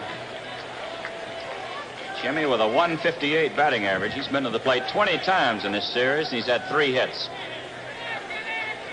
He's been a sterling performer at third base for the Giants. Here's the 2-2 pitch. High pop fly outside of first. Skowron is chasing it. This is going to be trouble. It is in the seats, back in the first row. Skowron and Bobby Richardson chasing it over near the barrier. Landed in the first row. Still 2-2 to Davenport. You remember Jimmy's first trip, he fouled off about 8 or 9 pitches. And he's right back at it again.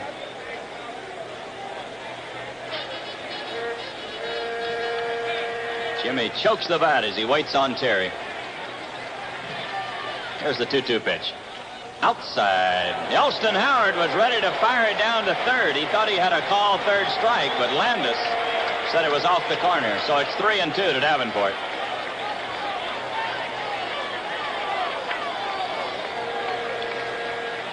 Ellie taking a little time. Walked out in front of the plate, flipped the ball back to Terry.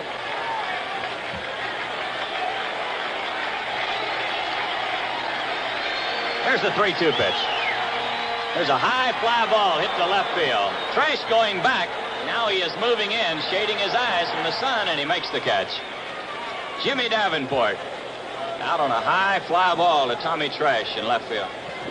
That's one of those, George, that you talk about if the wind wasn't blowing to be out of here. Moose Garner was talking about one he hit yesterday, and Davenport hit that ball well, but right into that wind, and forget about it. That's a tough spot to hit one out of here today. I'll tell you, Joe, this Ralph Terry knows what he's doing out there. He's taking advantage of this wind. Getting that fastball up around their letters, letting them hit it up in the air. Because it's going to be tough to hit one out of here today. Jose Pagan, the batter. He bounced to Boyer at third base his first time at bat. Jose, a right-handed batter. .412 batting average starting the series. Here's a high fly ball down the third baseline. This is curving over near the seats. Boyer chasing it, but it's going back in the crowd. You always look for those escape valves as far as outfields are concerned. For example, in the stadium, it's right center and left center. In the Polo Grounds, dead center field, make them hit that way. Here in this ballpark, with this wind blowing the way it is today, it would be from the left field foul line all the way over to right center field. Because it is a tough one blowing in. And if you can get that ball up and in to the right-hand hitter, let him hit it that way. Ralph Terry looking in. Pagan waiting. Here's the pitch. He swings and pops it up outside of third. Boyer is chasing it. The wind is bringing it over near the seats. He's there and makes the catch. Boy, Elston Howard is right there with him, too. Ellie has picked up some pointers, Joe, in this part. He goes all the way down as he knows the wind is bringing it back to home plate. Can't wait to see where that ball's going to land. You better take off. Been many descriptions for this ballpark. Lou Burdett of the Braves had a good one. He says that this is the only ballpark where you can sit in a dugout and read the morning paper as it blows by. Well, there's 2 down, and the batter will be Jack Sanford, the pitcher. Jack flied to Mantle his first time at bat. He swings and lines it into right center field. Mantle chasing it. He can't get it. Sanford's going to hold on with a single.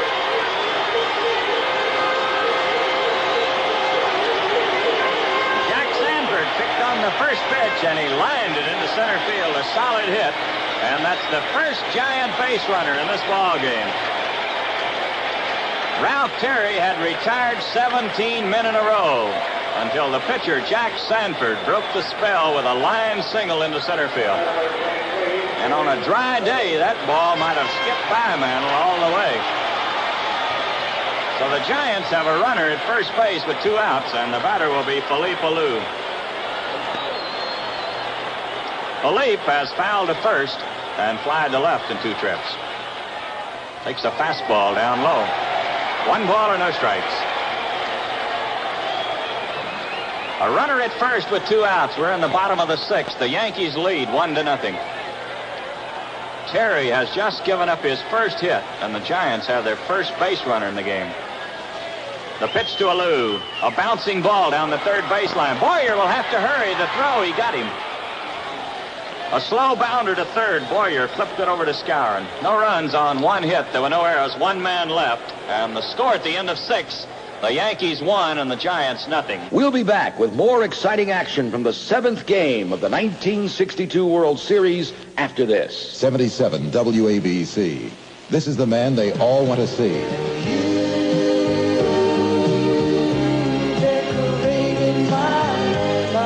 This is the man who sells out concert halls wherever he goes. This is the man who's now surpassed Elvis Presley in concert attendance. This is Kenny Rogers. Everyone considered him a coward of the coward. New York's radio station could be placing you in a seat at the Byrne Arena at the Meadowlands to see Kenny Rogers in concert on August 12th. Lady. Here's what you have to do. Ross and Wilson have the answers to Kenny Rogers trivia questions. Ron Lundy and Johnny Donovan will be asking the questions between 9 a.m. and 3 p.m. the same day. You don't have to get the answers from Ross and Wilson, but it sure couldn't hurt in helping you pick up a pair of tickets to see Kenny Rogers in concert.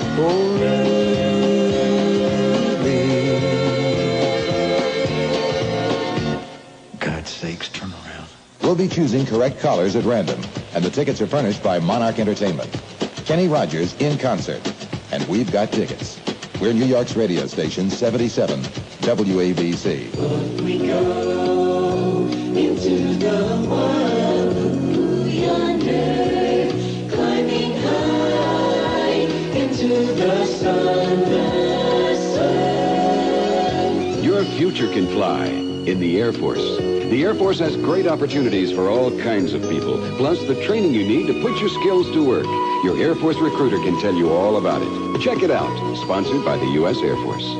Gypsy, what's in your crystal ball? Shh, I can see it. I can see. My dream girl? No, I can see Carefree Sugarless Gum has more flavor. How can you see more flavor? Look, the scale proves it. Carefree weighs 32% more than Trident smaller sticks. I can see it. Carefree's got more gum. And more flavor. It's crystal clear. More gum gives you more flavor. But what about my dream girl? Would you settle for a happy medium? You can say it's got more flavor.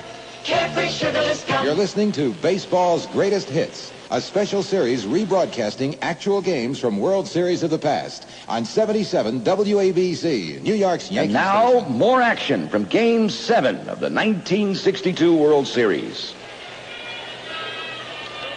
Well, we go into the 7th inning. The Yankees in front of the Giants, 1-0. It'll be Elston Howard to lead off for New York. He'll be followed by Bill Skowron and then Fleet Boyer.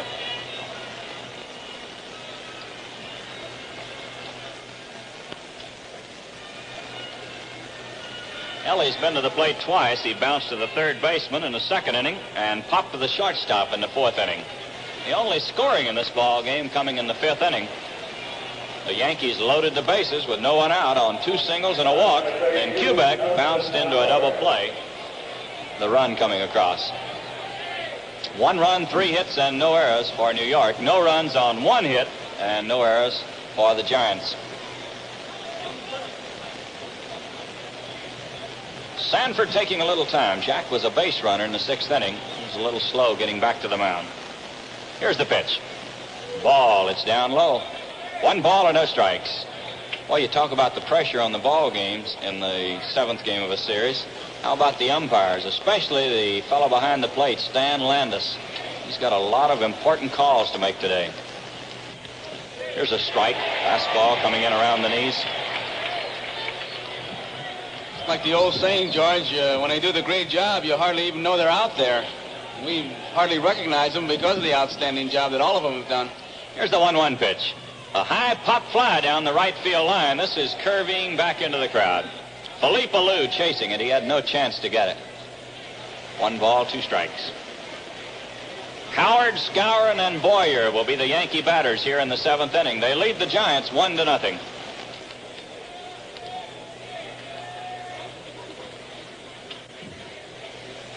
Sanford taking the look in to Tom Haller. Ellie choking the bat a little bit with 2 strikes. Here's the pitch. Ball. It's in tight. Fastball coming in high and tight. A ball 2 and a strike 2 count.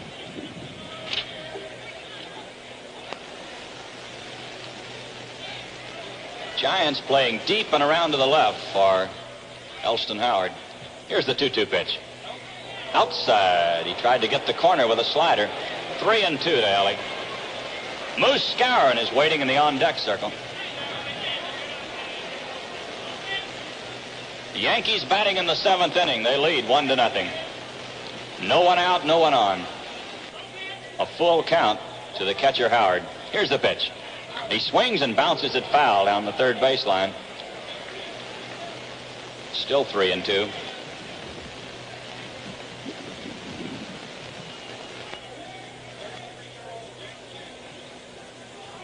Sanford with a new baseball, rubbing it up, taking a little time. Jack has been a slow and deliberate pitcher here today in this all-important ball game. Here's the pitch. A ground foul right at the plate. Ball bounced up, hit Howard, then Haller grabbed it on the first hop. Still 3-2. Howard talking to himself as he walks away from home plate. It looked like he had his pitch and just didn't hit it. It's one of the real joys of catching is listening to the conversation of these hitters when they talk to themselves. Hank Sauer, who is with this giant organization, one of the best, he'd talk and he'd answer himself and he'd always get on himself pretty good. Here's the pitch. A swing and a miss. He struck him out. Jack Sanford coming in with a curveball on the 3-2 pitch, and Elston Howard strikes out. That's one away, and the batter will be Bill Skowron. Well, the Moose has had one hit in 2 trips today. Bounced to the shortstop in the 2nd inning, singled in the 5th. Sanford ready. Here's the pitch. There's a high fly ball hit into deep center field. Mays going back. Now he's going to have to come in into left center, and McCovey is there finally to make the play. Willie Mays chased that one all over the outfield, and finally Willie McCovey in left center made the play. Tell you, George, I've seen some outfield play during the course of this year where at times you think you're watching an old Keystone Cop movie. One fellow will be ready to make the play, and zing, somebody will cut in front of him and make it. And there you saw Willie ready to make it, and McCovey made it easily.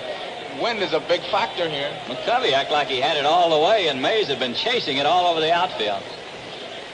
Well, there's 2 down, and the batter will be Clete Boyer. Clete's 1 for 2 in this game.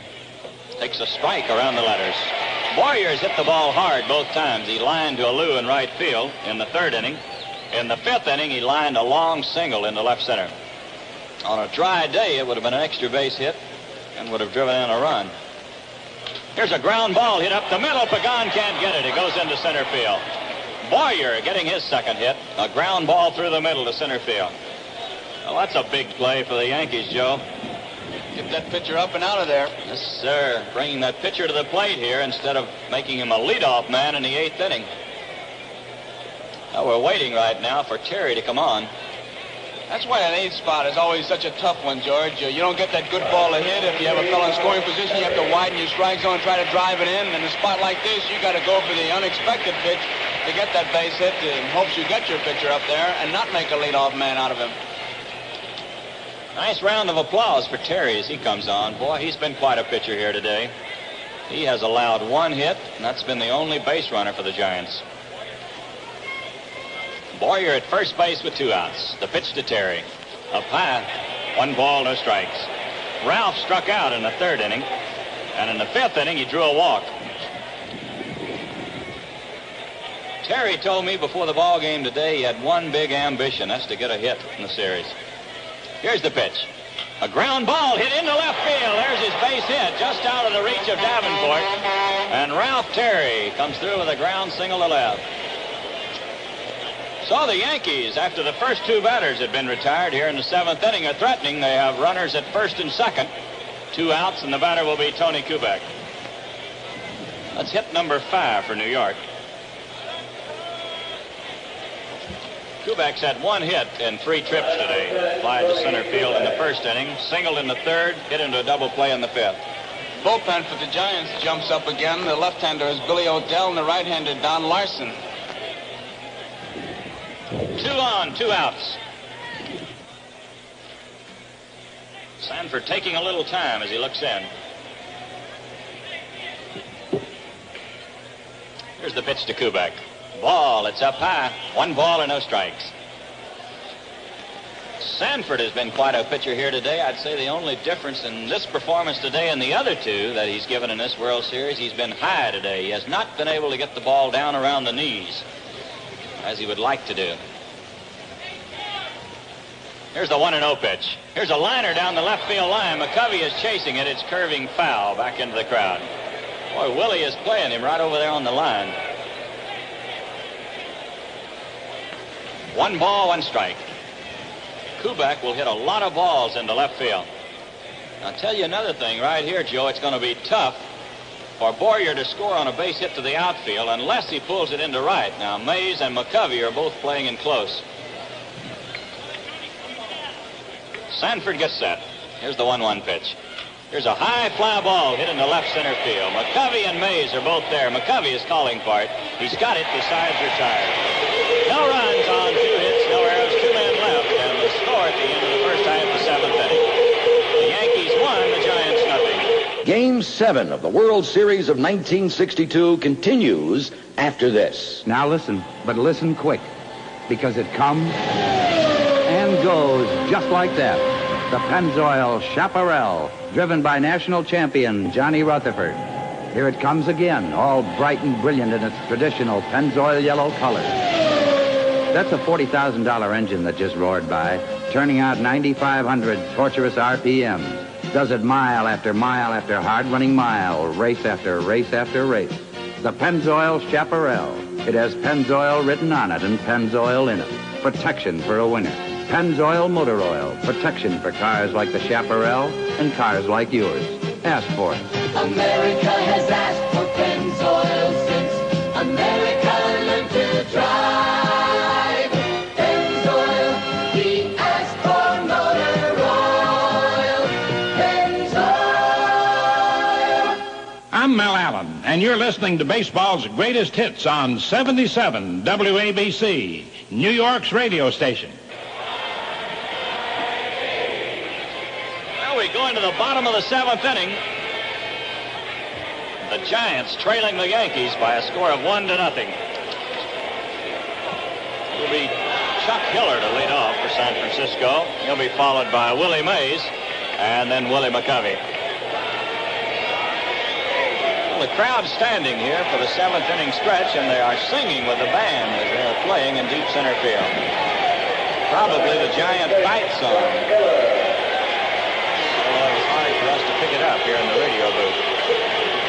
Chuck Hiller, the batter. He's 0 for 2 in the game. Here's the pitch. He bunts. It's up in the air. Terry spears it. A good play by Terry.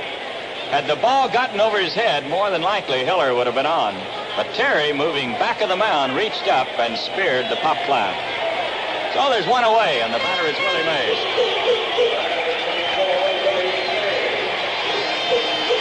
Willie's 0 for 2. He's flied to left and flied to center in 2 trips.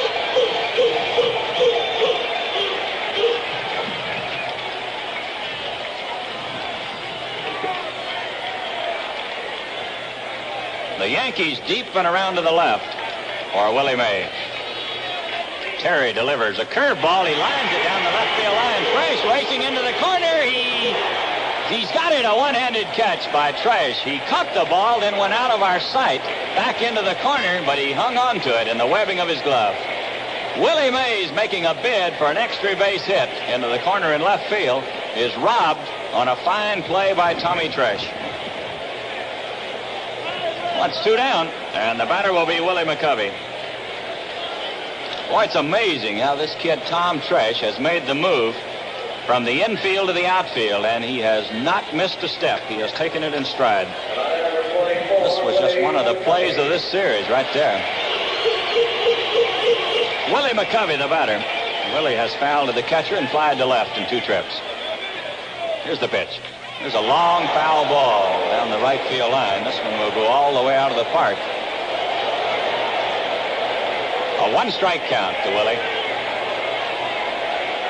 Bill Stafford, a right-hander, and Bud Daly, a left-hander, throwing in the bullpen. Manager Ralph Houck wants to keep them ready. Terry gets ready. The pitch to McCovey. Ball down low. He checked his swing on a slow curve. 1 ball, 1 strike.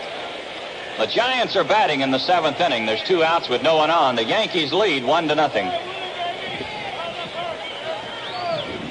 Here's the 1-1 pitch. He swings and hits a drive into deep center. Mantle is chasing it in deep center. He can't get it all the way to the fence. Here's McCovey going into second. He's going to try for 3. The throw is not in time.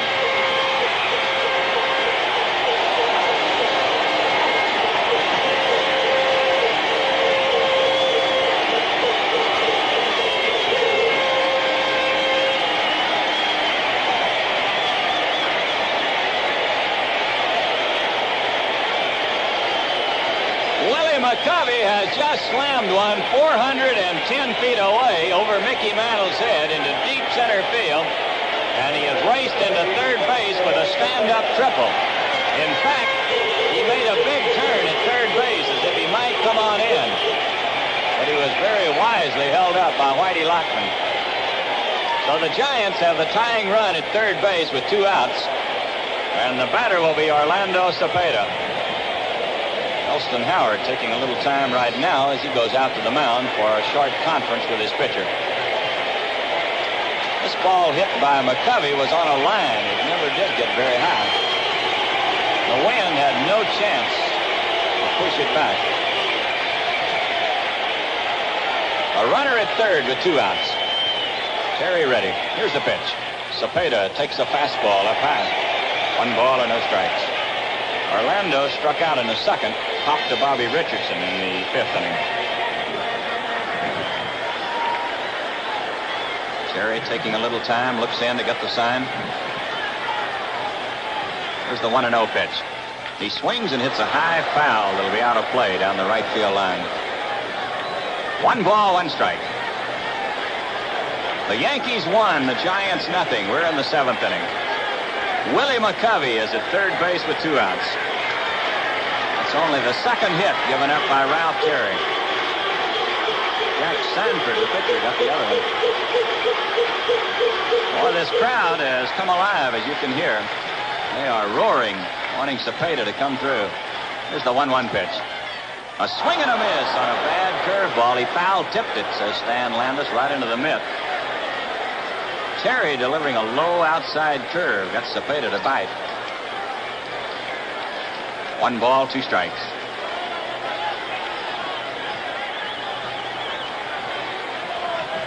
Yankees straight away. Everybody back on the infield. Here's the 1-2 pitch. Foul ball. This will be out of play. Terry trying to get the fastball by him. Evidently figuring that Cepeda would be looking for a curve. But Orlando had a riffle at it. Still 1 ball, 2 strikes. Once again, Howard going out to the mound for a conference with Terry.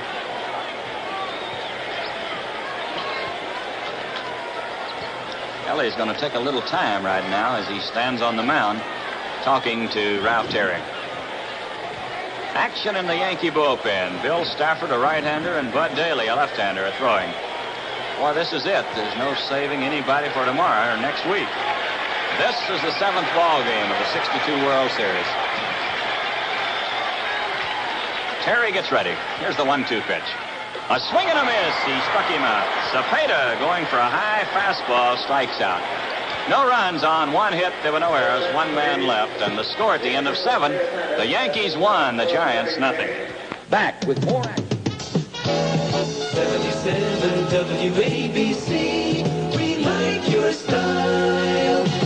An afternoon in Central Park, Manhattan skyline after dark. A visit to the Statue of Liberty, 5th Avenue and Wall Street. The highways where we all meet, as much a part of New York as WABC. The crowded subway stations, the United Nations, the nightlife that can set your spirit free. JFK and Newark, the railroads when they do work, as much a part of New York as WABC. 77 WABC. There's a certain spirit that comes with being part of a great team, a spirit that says you're one of the best. The Air Force has that spirit, and so can you. The Air Force offers the finest experience and training with good pay and many other advantages. For a rewarding career with a bright future, join us in the Air Force. Nothing will stop the U.S. Air Force. See your nearest Air Force recruiter for more information. Sponsored by the U.S. Air Force. Bubblicious bubble gum. The ultimate bubble has the ultimate flavor. Bubble floating is sweeping the nation from Grand Canyon to Grand Central Station. The kids have all found as they hover around, Bubblicious is quite a sensation. Soft and juicy. The juiciest orange, wildest strawberry, boldest banana. The ultimate bubble has the ultimate flavors. Taste so real, they'll blow you away. Bubblicious. You're listening to Baseball's Greatest Hits, World Series games of the past on New York's Yankee Station. WABC, New York. I'm Mel Allen, and you're listening to baseball's greatest hits on 77 WABC, New York's radio station. Well, at the end of 7, the Yankees have 1 run on 5 hits, and they have no errors. The Giants have no runs on 2 hits, and they have no errors. As Sanford gets ready to go here in the 8th inning, the Giant bullpen comes alive again. Billy O'Dell, a left-hander, and Stu Miller, a right-hander, are throwing. They have been throwing along with Don Larson throughout the afternoon. Well, Bobby Richardson will lead it off. Bobby has walked twice and fouled to the first baseman. So officially, he's 0 for 1 in this game. Sanford gets ready. Here's the pitch to Bobby. He swings and hits a high hopper to the shortstop. Pagan has it to throw to first. He is safe at first base. The throw was up high. It got away from Cepeda, and Bobby Richardson is safe at first. It'll be an error charged against the shortstop. So the Yankees have a runner at first base. There's no one out, and the batter will be Tommy Tresh. Sanford taking a little time as he goes over to talk to his third baseman, Davenport. He's probably discussing the bunt situation that very definitely is in order here. The Yankees lead by 1. We're in the 8th inning. Bobby Richardson at first base with no one out. And Whitey Ford is throwing in the bullpen for the Yankees. How about that? Whitey was the starting pitcher in yesterday's ball game. He's warming up today. Sanford gets set. Here's the pitch to Tresh. Strike. He got the fastball over the outside corner. Tommy squared around. He was ready to bunt. Pulled the bat back, and Stan Landis went up with the right hand. Well, with Mantle and Maris coming up, manager Ralph Houck wants to move Bobby Richardson down into scoring position. Sanford ready. Here's the pitch. Outside. Tresh was ready to bunt. 1 ball, 1 strike. Davenport is playing in close at third. Jimmy's about 5 steps in front of the bag and moves in as Sanford delivers. Cepeda holding against the runner, and he'll move in with the pitch. Tommy Tresh, batting left-handed, waiting on Sanford. Here's the 1-1 pitch. He bunts. It is foul. This one is rolling behind the plate. 1 ball, 2 strikes. Tommy is trying to get the bunt down the first baseline as Davenport is racing in from third. It would almost be suicide to bunt the ball to him. Fouls it back. 1 ball and 2 strikes. Sanford working slowly here in the 8th inning. The Yankees with a 1-run lead have a runner at first base, no one out. Here's the pitch. Outside. Tresh checked his swing just in time on a fastball that was off the corner. That'll even the count at 2-2.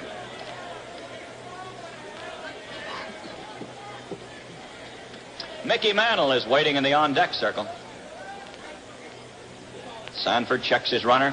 The pitch. Outside again. Once again, Jack trying to thread the needle on the outside corner has missed. So it's 3-2 to Tresh. Well, we'll watch the runner. He might be moving on his 3-2 pitch.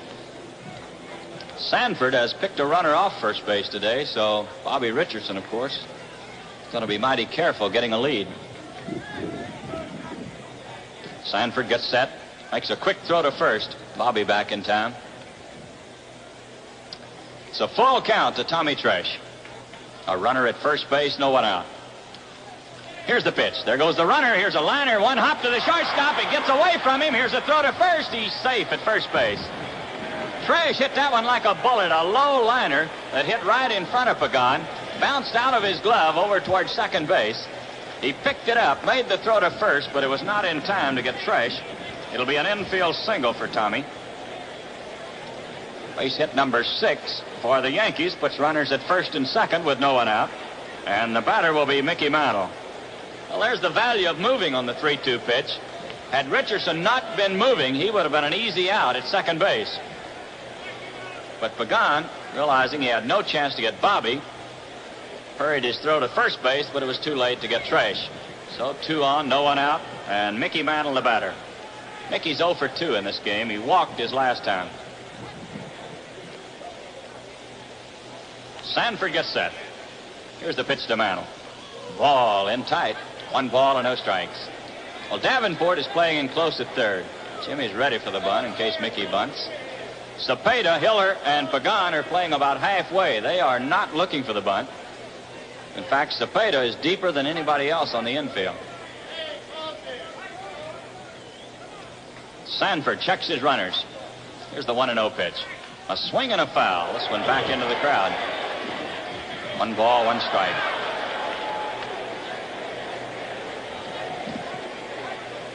The good thing about having a batter like Mantle at the plate, in a bunt situation, you don't have to worry too much about a double play ball, as Mickey has such tremendous speed. That doesn't mean he cannot hit into a double play, but the chances are against it. So instead of a bunt play, as in this situation, manager Ralph Houck can let Mickey swing away, figuring that he'll still move at least 1 runner up. Here's the 1-1 pitch. Outside. Ball 2 and strike 1. Billy O'Dell, a left-hander, is still throwing in the bullpen, and Don Larson has replaced Stu Miller for the Giants. So it's Larson and O'Dell, a right-hander and a left-hander. Mickey Mantle right down on the end of the bat, waiting on Jack Sanford. There's 2 on with no one out here in the 8th inning. The Yankees lead the Giants by a score of 1-0. They've out-hit the Giants 6-2. Bobby Richardson is down at second base. Tommy Tresh at first base. Sanford gets ready. Here's the 2-1 pitch. A swing and a miss. Low curveball around the knees, and Mantle had a riffle on it. A ball 2 and a strike 2 count. Roger Maris is waiting in the on-deck circle.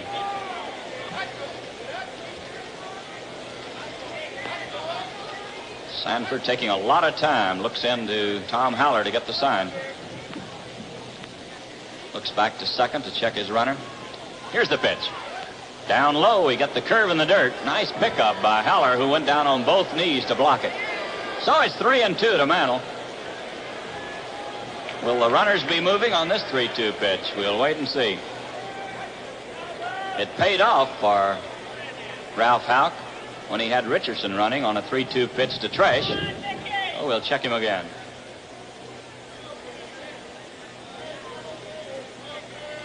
Sanford checking the sign. Shaking his head yes to Tom Haller. Here's the 3-2 pitch. Here's a liner to right field. It's in there. Bobby Richardson coming to third, but he's going to be held up. Mickey Mantle lined the ball just out of the reach of the second baseman, Hiller. Now, Bobby Richardson had started back to second. He thought Hiller might catch the ball. So he was held up at third. So the bases are loaded with no one out, and here's Al Dart coming out. We might get a pitching change here. I believe we are. He is giving the call to the bullpen, and it's going to be Billy O'Dell.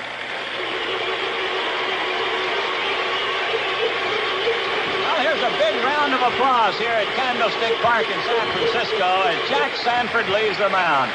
And he has been a tremendous pitcher for the San Francisco Giants this year, not only here in the World Series, but throughout the season. And they're giving him a standing applause as he leaves the mound. The Yankees have loaded the bases here in the 8th inning with no one out. An error and 2 singles have filled the sacks, and Billy O'Dell, a left-hander, will be coming on to pitch to Roger Maris. This will be O'Dell's 3rd appearance in the World Series. He started the first ball game.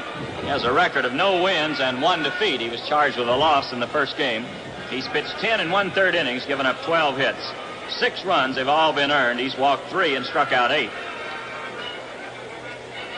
Billy pitched in relief in the 4th game of the series and saved that ball game.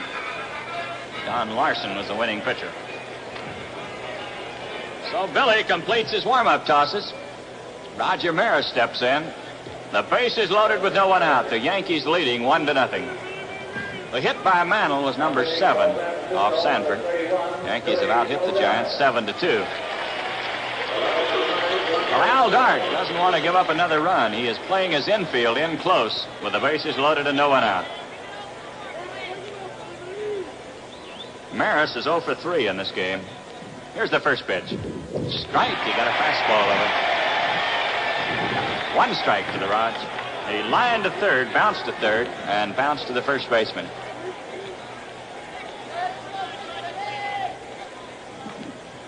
Richardson, Trash, and Mantle are the Yankee base runners. Odell ready. Here's the pitch. A ground ball hit to the second baseman. Hiller's coming to the plate with it. He's out. Back to first. He's safe on a close play. Almost a double play.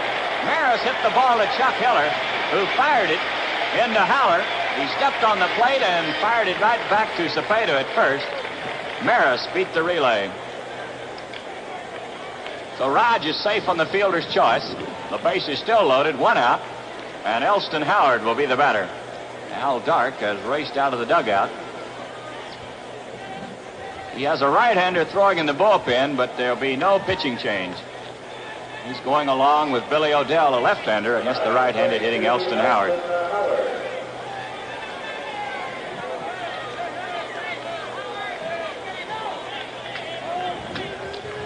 Ellie's 0 for 3 in this game. Bounced to third, popped to short, and struck out. Odell gets ready.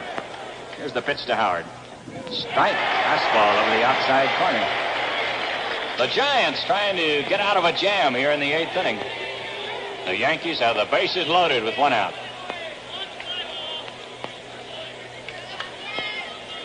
Odell into the windup. Here's the pitch.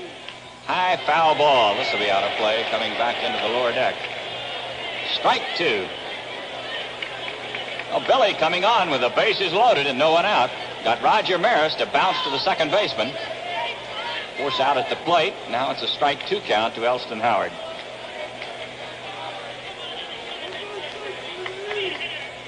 Odell checking the sign.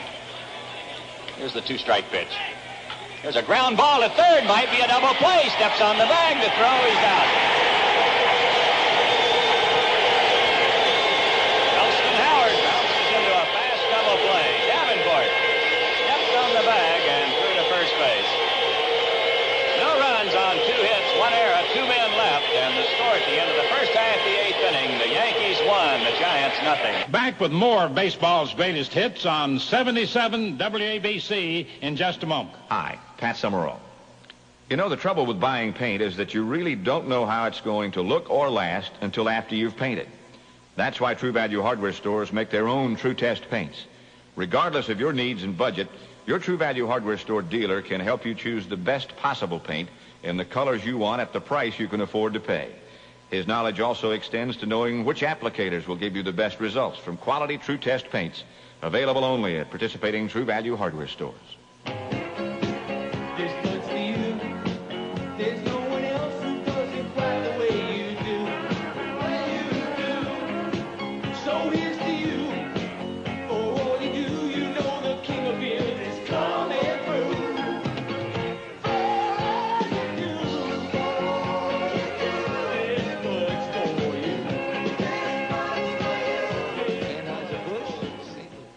Game 7 of 1962, featuring superstars Willie Mays, Willie McCovey, Mickey Mantle, and Roger Maris.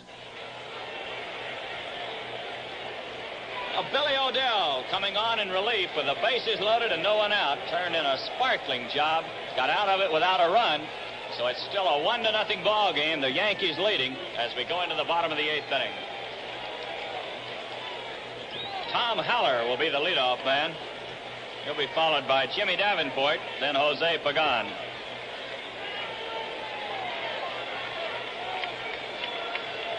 Ralph Terry taking a little extra time as he goes through his warm-up tosses. Action in the Yankee bullpen. Bud Daly, a left-hander, and Bill Stafford, a right-hander. They have been throwing off and on throughout the ballgame.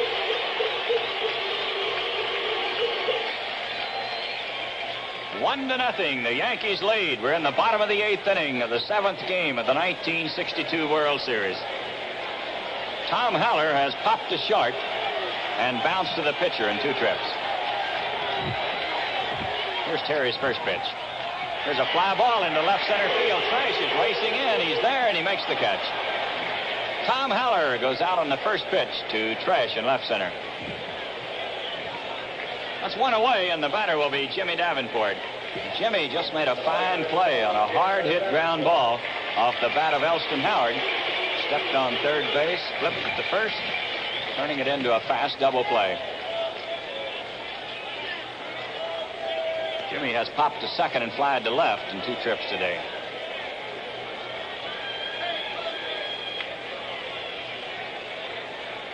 Terry taking a little time. Checks the sign. Here's the pitch. Ball. It's down low. 1 ball and no strikes. The Yankees picked up a run in the 5th inning. That's been the only scoring in the game. Here's the 1-0 pitch. High pop fly on the infield. Here's Boyer coming into foul ground, calling for it. He's there, makes the catch. Jimmy Davenport fouls to the third baseman. So there's 2 down. And Jose Pagan is scheduled to be the batter, but we're going to get a pinch batter. I believe it's Ed Bailey. We'll check it to be sure. Ed Bailey, left-handed hitting catcher, is coming on. Here's the announcement coming over the public address system.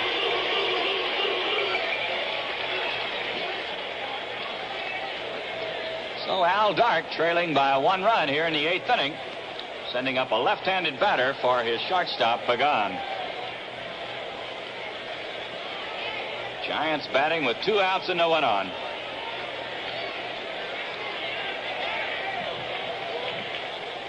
Ed taking a little time before he gets in. Terry just waiting for Bailey to get set. Gets the sign. Here's the first pitch. Curveball. He got it over. 1 strike. Ralph pulled the string on him.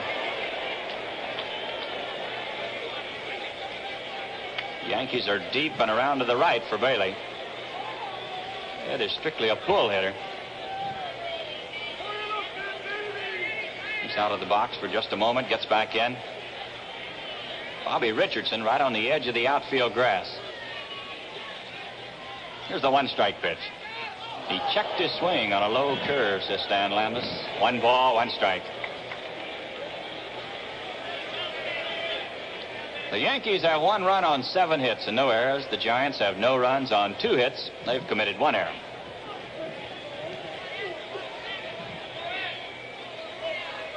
Terry still looking in. Pounds the ball in his glove.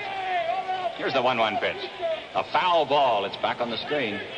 Terry coming in with a fastball around the letters. 1 ball, 2 strikes. Terry retired the first 17 batters he faced here today before Sanford singled with 2 outs in the 6th inning. And he gave up a triple to McCovey with 2 outs in the 7th inning.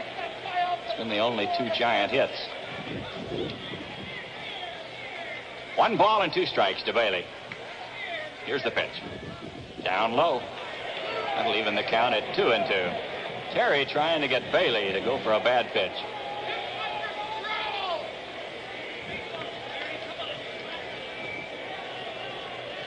Ed Bailey batting for Jose Pagan here in the bottom of the 8th with 2 outs and no one on. Ed getting out just as Terry got ready. Now we're ready again. Here's the 2-2 pitch. Foul ball. This one back in the crowd. Still 2-2. In the 5th inning, the Yankees used 2 singles and a walk to load the bases. Then Kubek bounced to the shortstop Pagan, who made the double play. Skowron coming in to score the only run of this ball game. Yankees had the bases loaded in the 8th inning with no one out, but they failed to score. Here's the 2-2 pitch. There's a fly ball hit outside of first base. Skowron is coming over. He's got the room on it. Still chasing it. He makes the catch. Ed Bailey fouls to the first baseman. No runs, no hits, no errors, no one left. And the score at the end of 8. The Yankees won, the Giants nothing.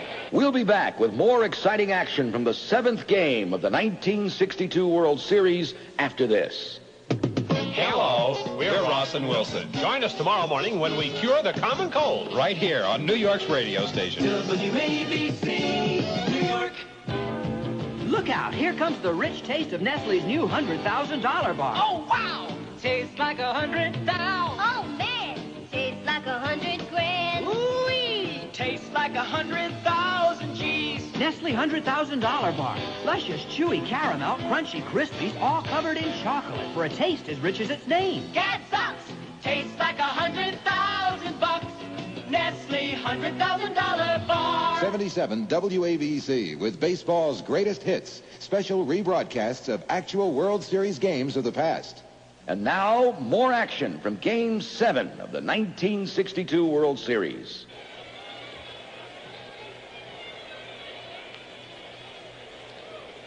Well, it's the 9th inning here at Candlestick Park, and the Yankees are leading by a score of 1-0. Boy, you couldn't ask for a finer ball game in the final game of a World Series.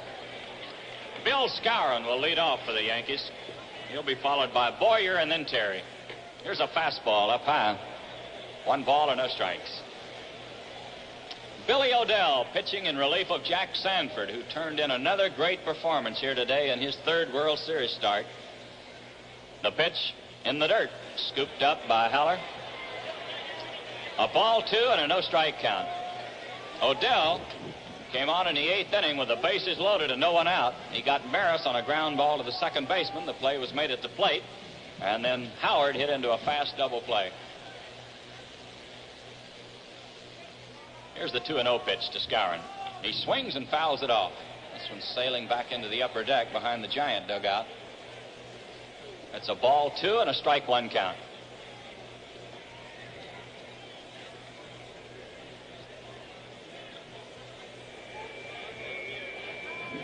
Well, Billy O'Dell didn't like the baseball. He wants a new one. Tosses it in, and Stan Landis sends a new one out to the mound. Moose is waiting. Here's the 2-1 pitch. Down low at the fastball, low and in. 3-1 to Skowron.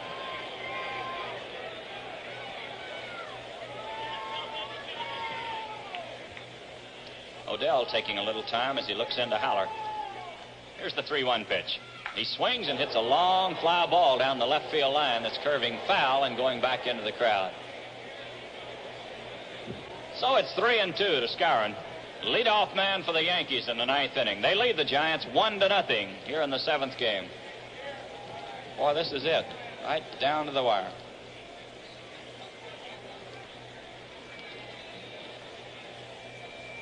The new shortstop for the Giants here in the 9th inning is Ernie Bowman. Pagan went out for the pinch batter, Ed Bailey. And Ernie Bowman has gone in to play shortstop. O'Dell taking a lot of time here on the 3-2 pitch. Ready? Here it is.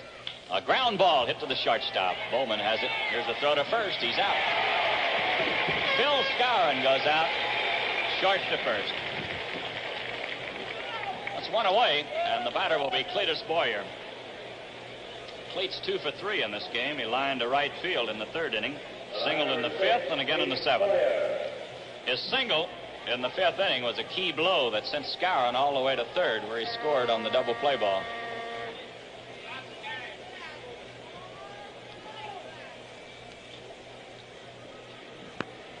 Top of the 9th, there's 1 out with no one on. The Yankees 1, the Giants nothing. The pitch to Boyer's hit hard to 3rd. Davenport knocks it down. There's the throw to first. He's out. Another good play by Jimmy Davenport as Boyer sent a screamer down the 3rd baseline. Jimmy blocked it. The ball rolled out in front of him. He picked it up, made the throw to Cepeda. That's 2 down, and here's Ralph Terry.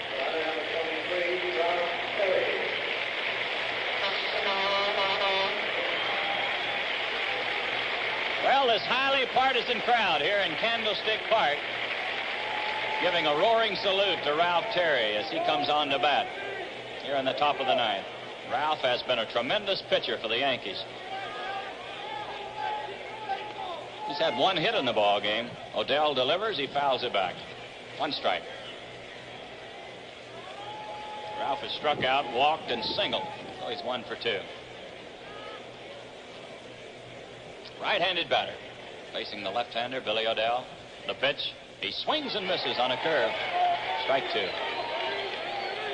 2 outs with no one on. We're in the top of the 9th inning. The Yankees lead by 1. Here's the 2-strike pitch. A swing and a miss. He struck him out.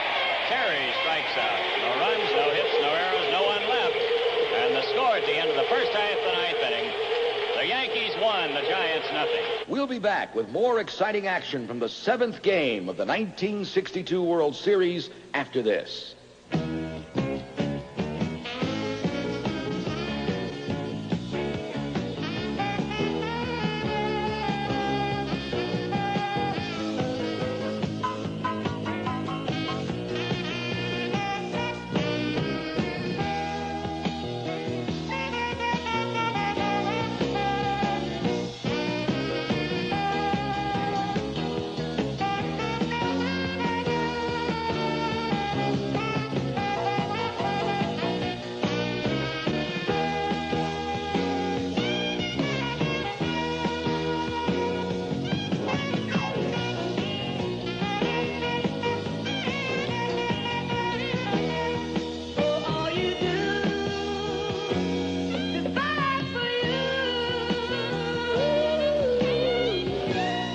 Anheuser-Busch, St. Louis. And now, more action from Game 7 of the 1962 World Series. Well, it's the bottom of the ninth inning, and this is it. The Giants are trailing the Yankees by a score of 1-0. Matty Alou has moved out of the dugout. He'll be batting for Billy Odell.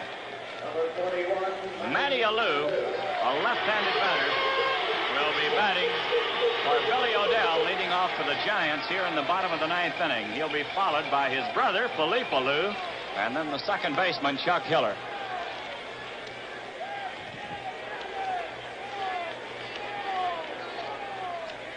Ralph Terry completes his warm-up tosses. Howard goes down to second. And everybody moves forward on the edge of their seats for this bottom of the ninth inning with the Yankees leading 1-0.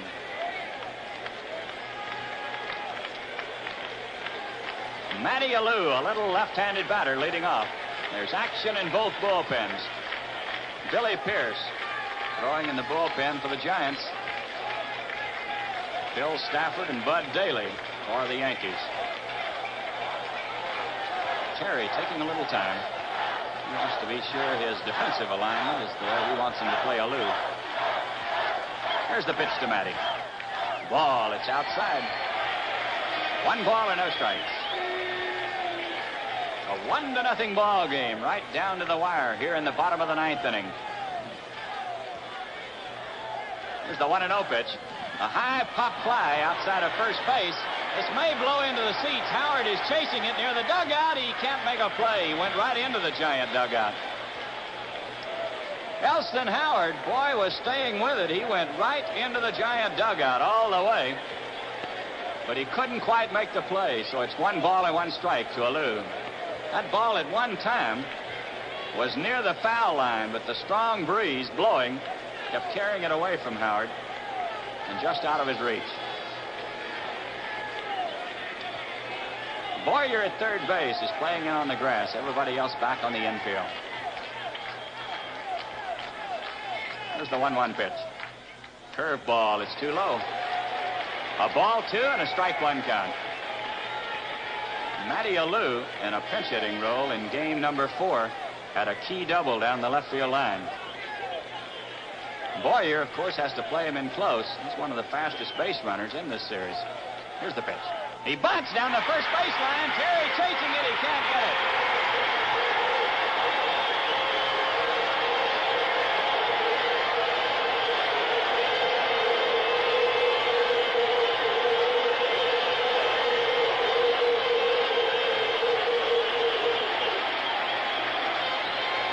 Matty Alou dragging a bunt just past Ralph Terry, and he beats it out for an infield single. That's hit number 3 for the Giants. Puts a tying run at first base with no one out, and the batter will be Philippe Alou.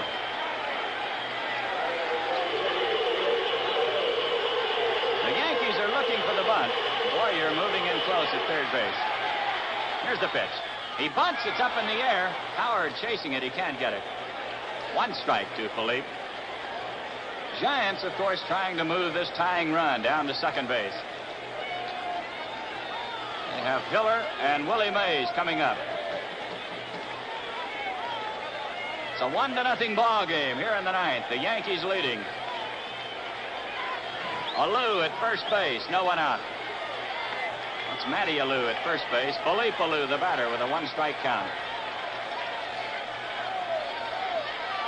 Here's a token toss over to first base. Terry just reminding Alou that he's keeping an eye on him. Ralph gets set. Here's the pitch. He swings and fouls it back. Alou had a riffle at a high fastball. He was trying to drill that one by Boyer at third base. Fouled it back on the screen.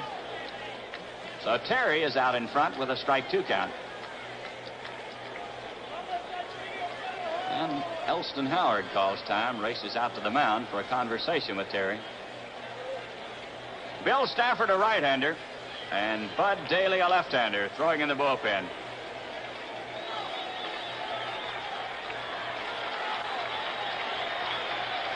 Howard coming back behind the plate. Terry gets set. Here's the pitch. A swing and a miss. He struck him out. Philippe Alou goes down swinging. That's one away, and the batter will be Chuck Hiller.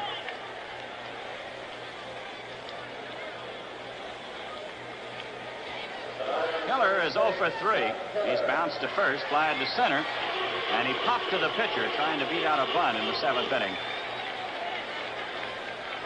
Well, the Giants have one of their fastest base runner, if not their fastest, at first base. He's carrying the tying run. 1 out here in the bottom of the 9th inning. Boy, you can almost feel the tension all the way here to the radio booth. The pitch to Hiller. He swings and pops it up. It's going to be out of play. This one is drifting back into the crowd.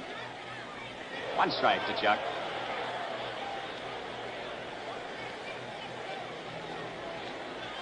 Ralph Terry all the way for the Yankees. Jack Sanford, the starting pitcher for the Giants today. Billy O'Dell relieved him in the 8th inning.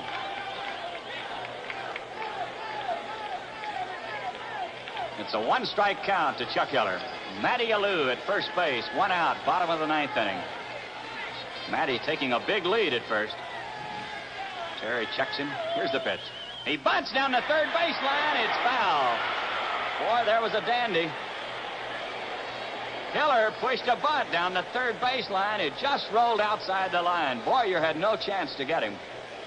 Plate was playing in close, but this was a perfect bunt. So it's a strike 2 count to Hiller. Once again, Howard out to the mound for a conference with Terry. Everything riding here in the bottom of the 9th inning.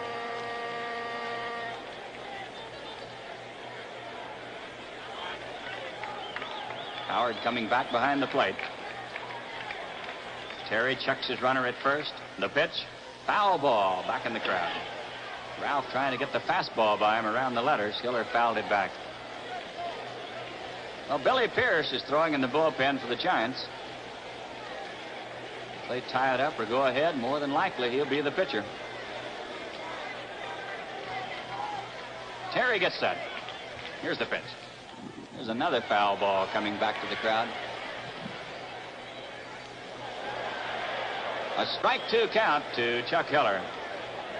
The amazing thing about these pitches to Hiller, with 2 strikes on him, Terry has come right in there with good fastballs. He is not trying to make Hiller go for a bad pitch. He tried to overpower him with 2 good fastballs, figuring that Chuck had to be expecting most anything in this spot. Ralph taking the look in. Checks the runner at first base. Here's the pitch. Foul ball. This one off to the left, rolling to the Yankee dugout. You know, the most helpless people in the ballpark in a situation like this are the ball players sitting in the dugout. There is nothing they can do, nothing at all, but just wait and hope. Those on the field or with a bat in their hand, they have a chance. They can do something. Chuck Hiller choking the bat, waiting. Here's the pitch. In the dirt. Nice pickup by Howard. That was a big play. Giants would like to move Alou down to second base. It's a ball 1, strike 2 count to Chuck Hiller.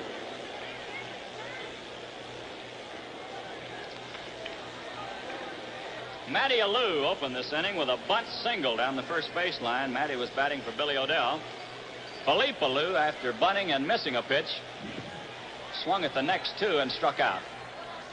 Now Chuck Keller, the batter, 1 ball, 2 strikes. Terry delivers. A swing and a miss. He struck him out. Keller goes down swinging on a low curveball. So there's 2 down, and it's all up to Willie Mays. And I would imagine if the Giant fans had their way in the ball club, this is the man they'd want at the plate. A runner at first base, 2 outs. And Willie Mays, the batter. He has been the big man for this ball club. Not only this year, but for 12 long years. So it'll be Terry against Mays. And that is matching strength against strength here in the bottom of the 9th inning. Willie has flied to left, flied to center, and lined deep to left. Tresh made a great play on him in the 7th inning to rob him of an extra base hit. Willie right down on the end of the bat. The pitch. Ball. It's inside. Fastball. 1-0 to Willie May. Matty Alou at first base with 2 outs. Boy, everybody has moved forward on the edge of their seats. Here's the pitch. Fastball in tight. Almost hit him with this one. A ball, 2, and a no-strike count.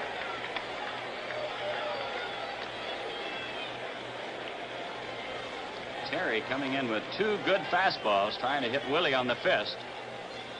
Got him in a little bit too close. The Yankees deep, around to the left, and very deep in the outfield. Boyer deep and near the line at third base. The pitch to Willie Mays. He swings and lines it down the right field line. This one is in there. Willie's on his way to second. The runner's going to be held at third base.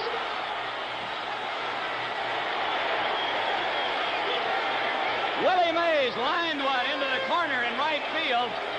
Matty Alou was held up at the last moment. It looked like he was going to make a try for it. Bobby Richardson took the relay from Roger Maris and rifled a throw into Elston Howard. 1 hop, he would have had him at the plate. And Whitey Lockman very wisely held him up. So the Giants have runners at second and third with 2 outs. Willie McCovey, the batter, and here's Ralph Houck coming out to the mound. George Kell and Joe Garagiola at Candlestick Park in San Francisco. And this place is a madhouse right now. The Yankees lead 1-0, the bottom of the 9th. The Giants have runners at second and third with 2 outs, and Willie McCovey is the batter. Willie's had 1 hit. That was a long triple. Here's the pitch. He swings and sends a long ball to right field. Maris is chasing it. It is curving foul. It's going in the seats. Willie McCovey making a bid, slammed one deep into right. The ball did not have the distance to get out of the ballpark.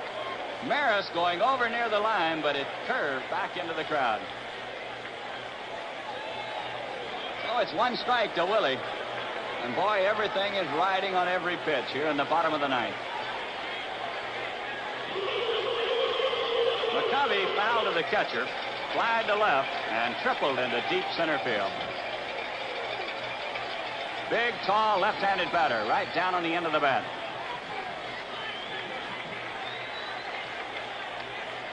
Ralph Terry gets set.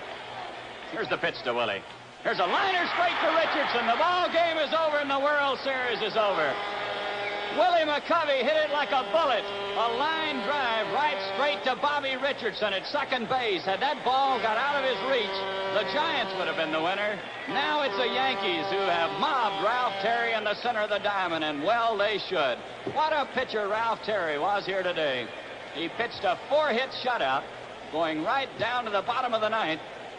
A line drive off the bat of Willie McCovey going straight into the glove of Bobby Richardson at second base. So in the bottom of the 9th, it's no runs on 2 hits for the Giants. There were no errors, 2 men left. The final score of the ball game, the Yankees win it 1-0.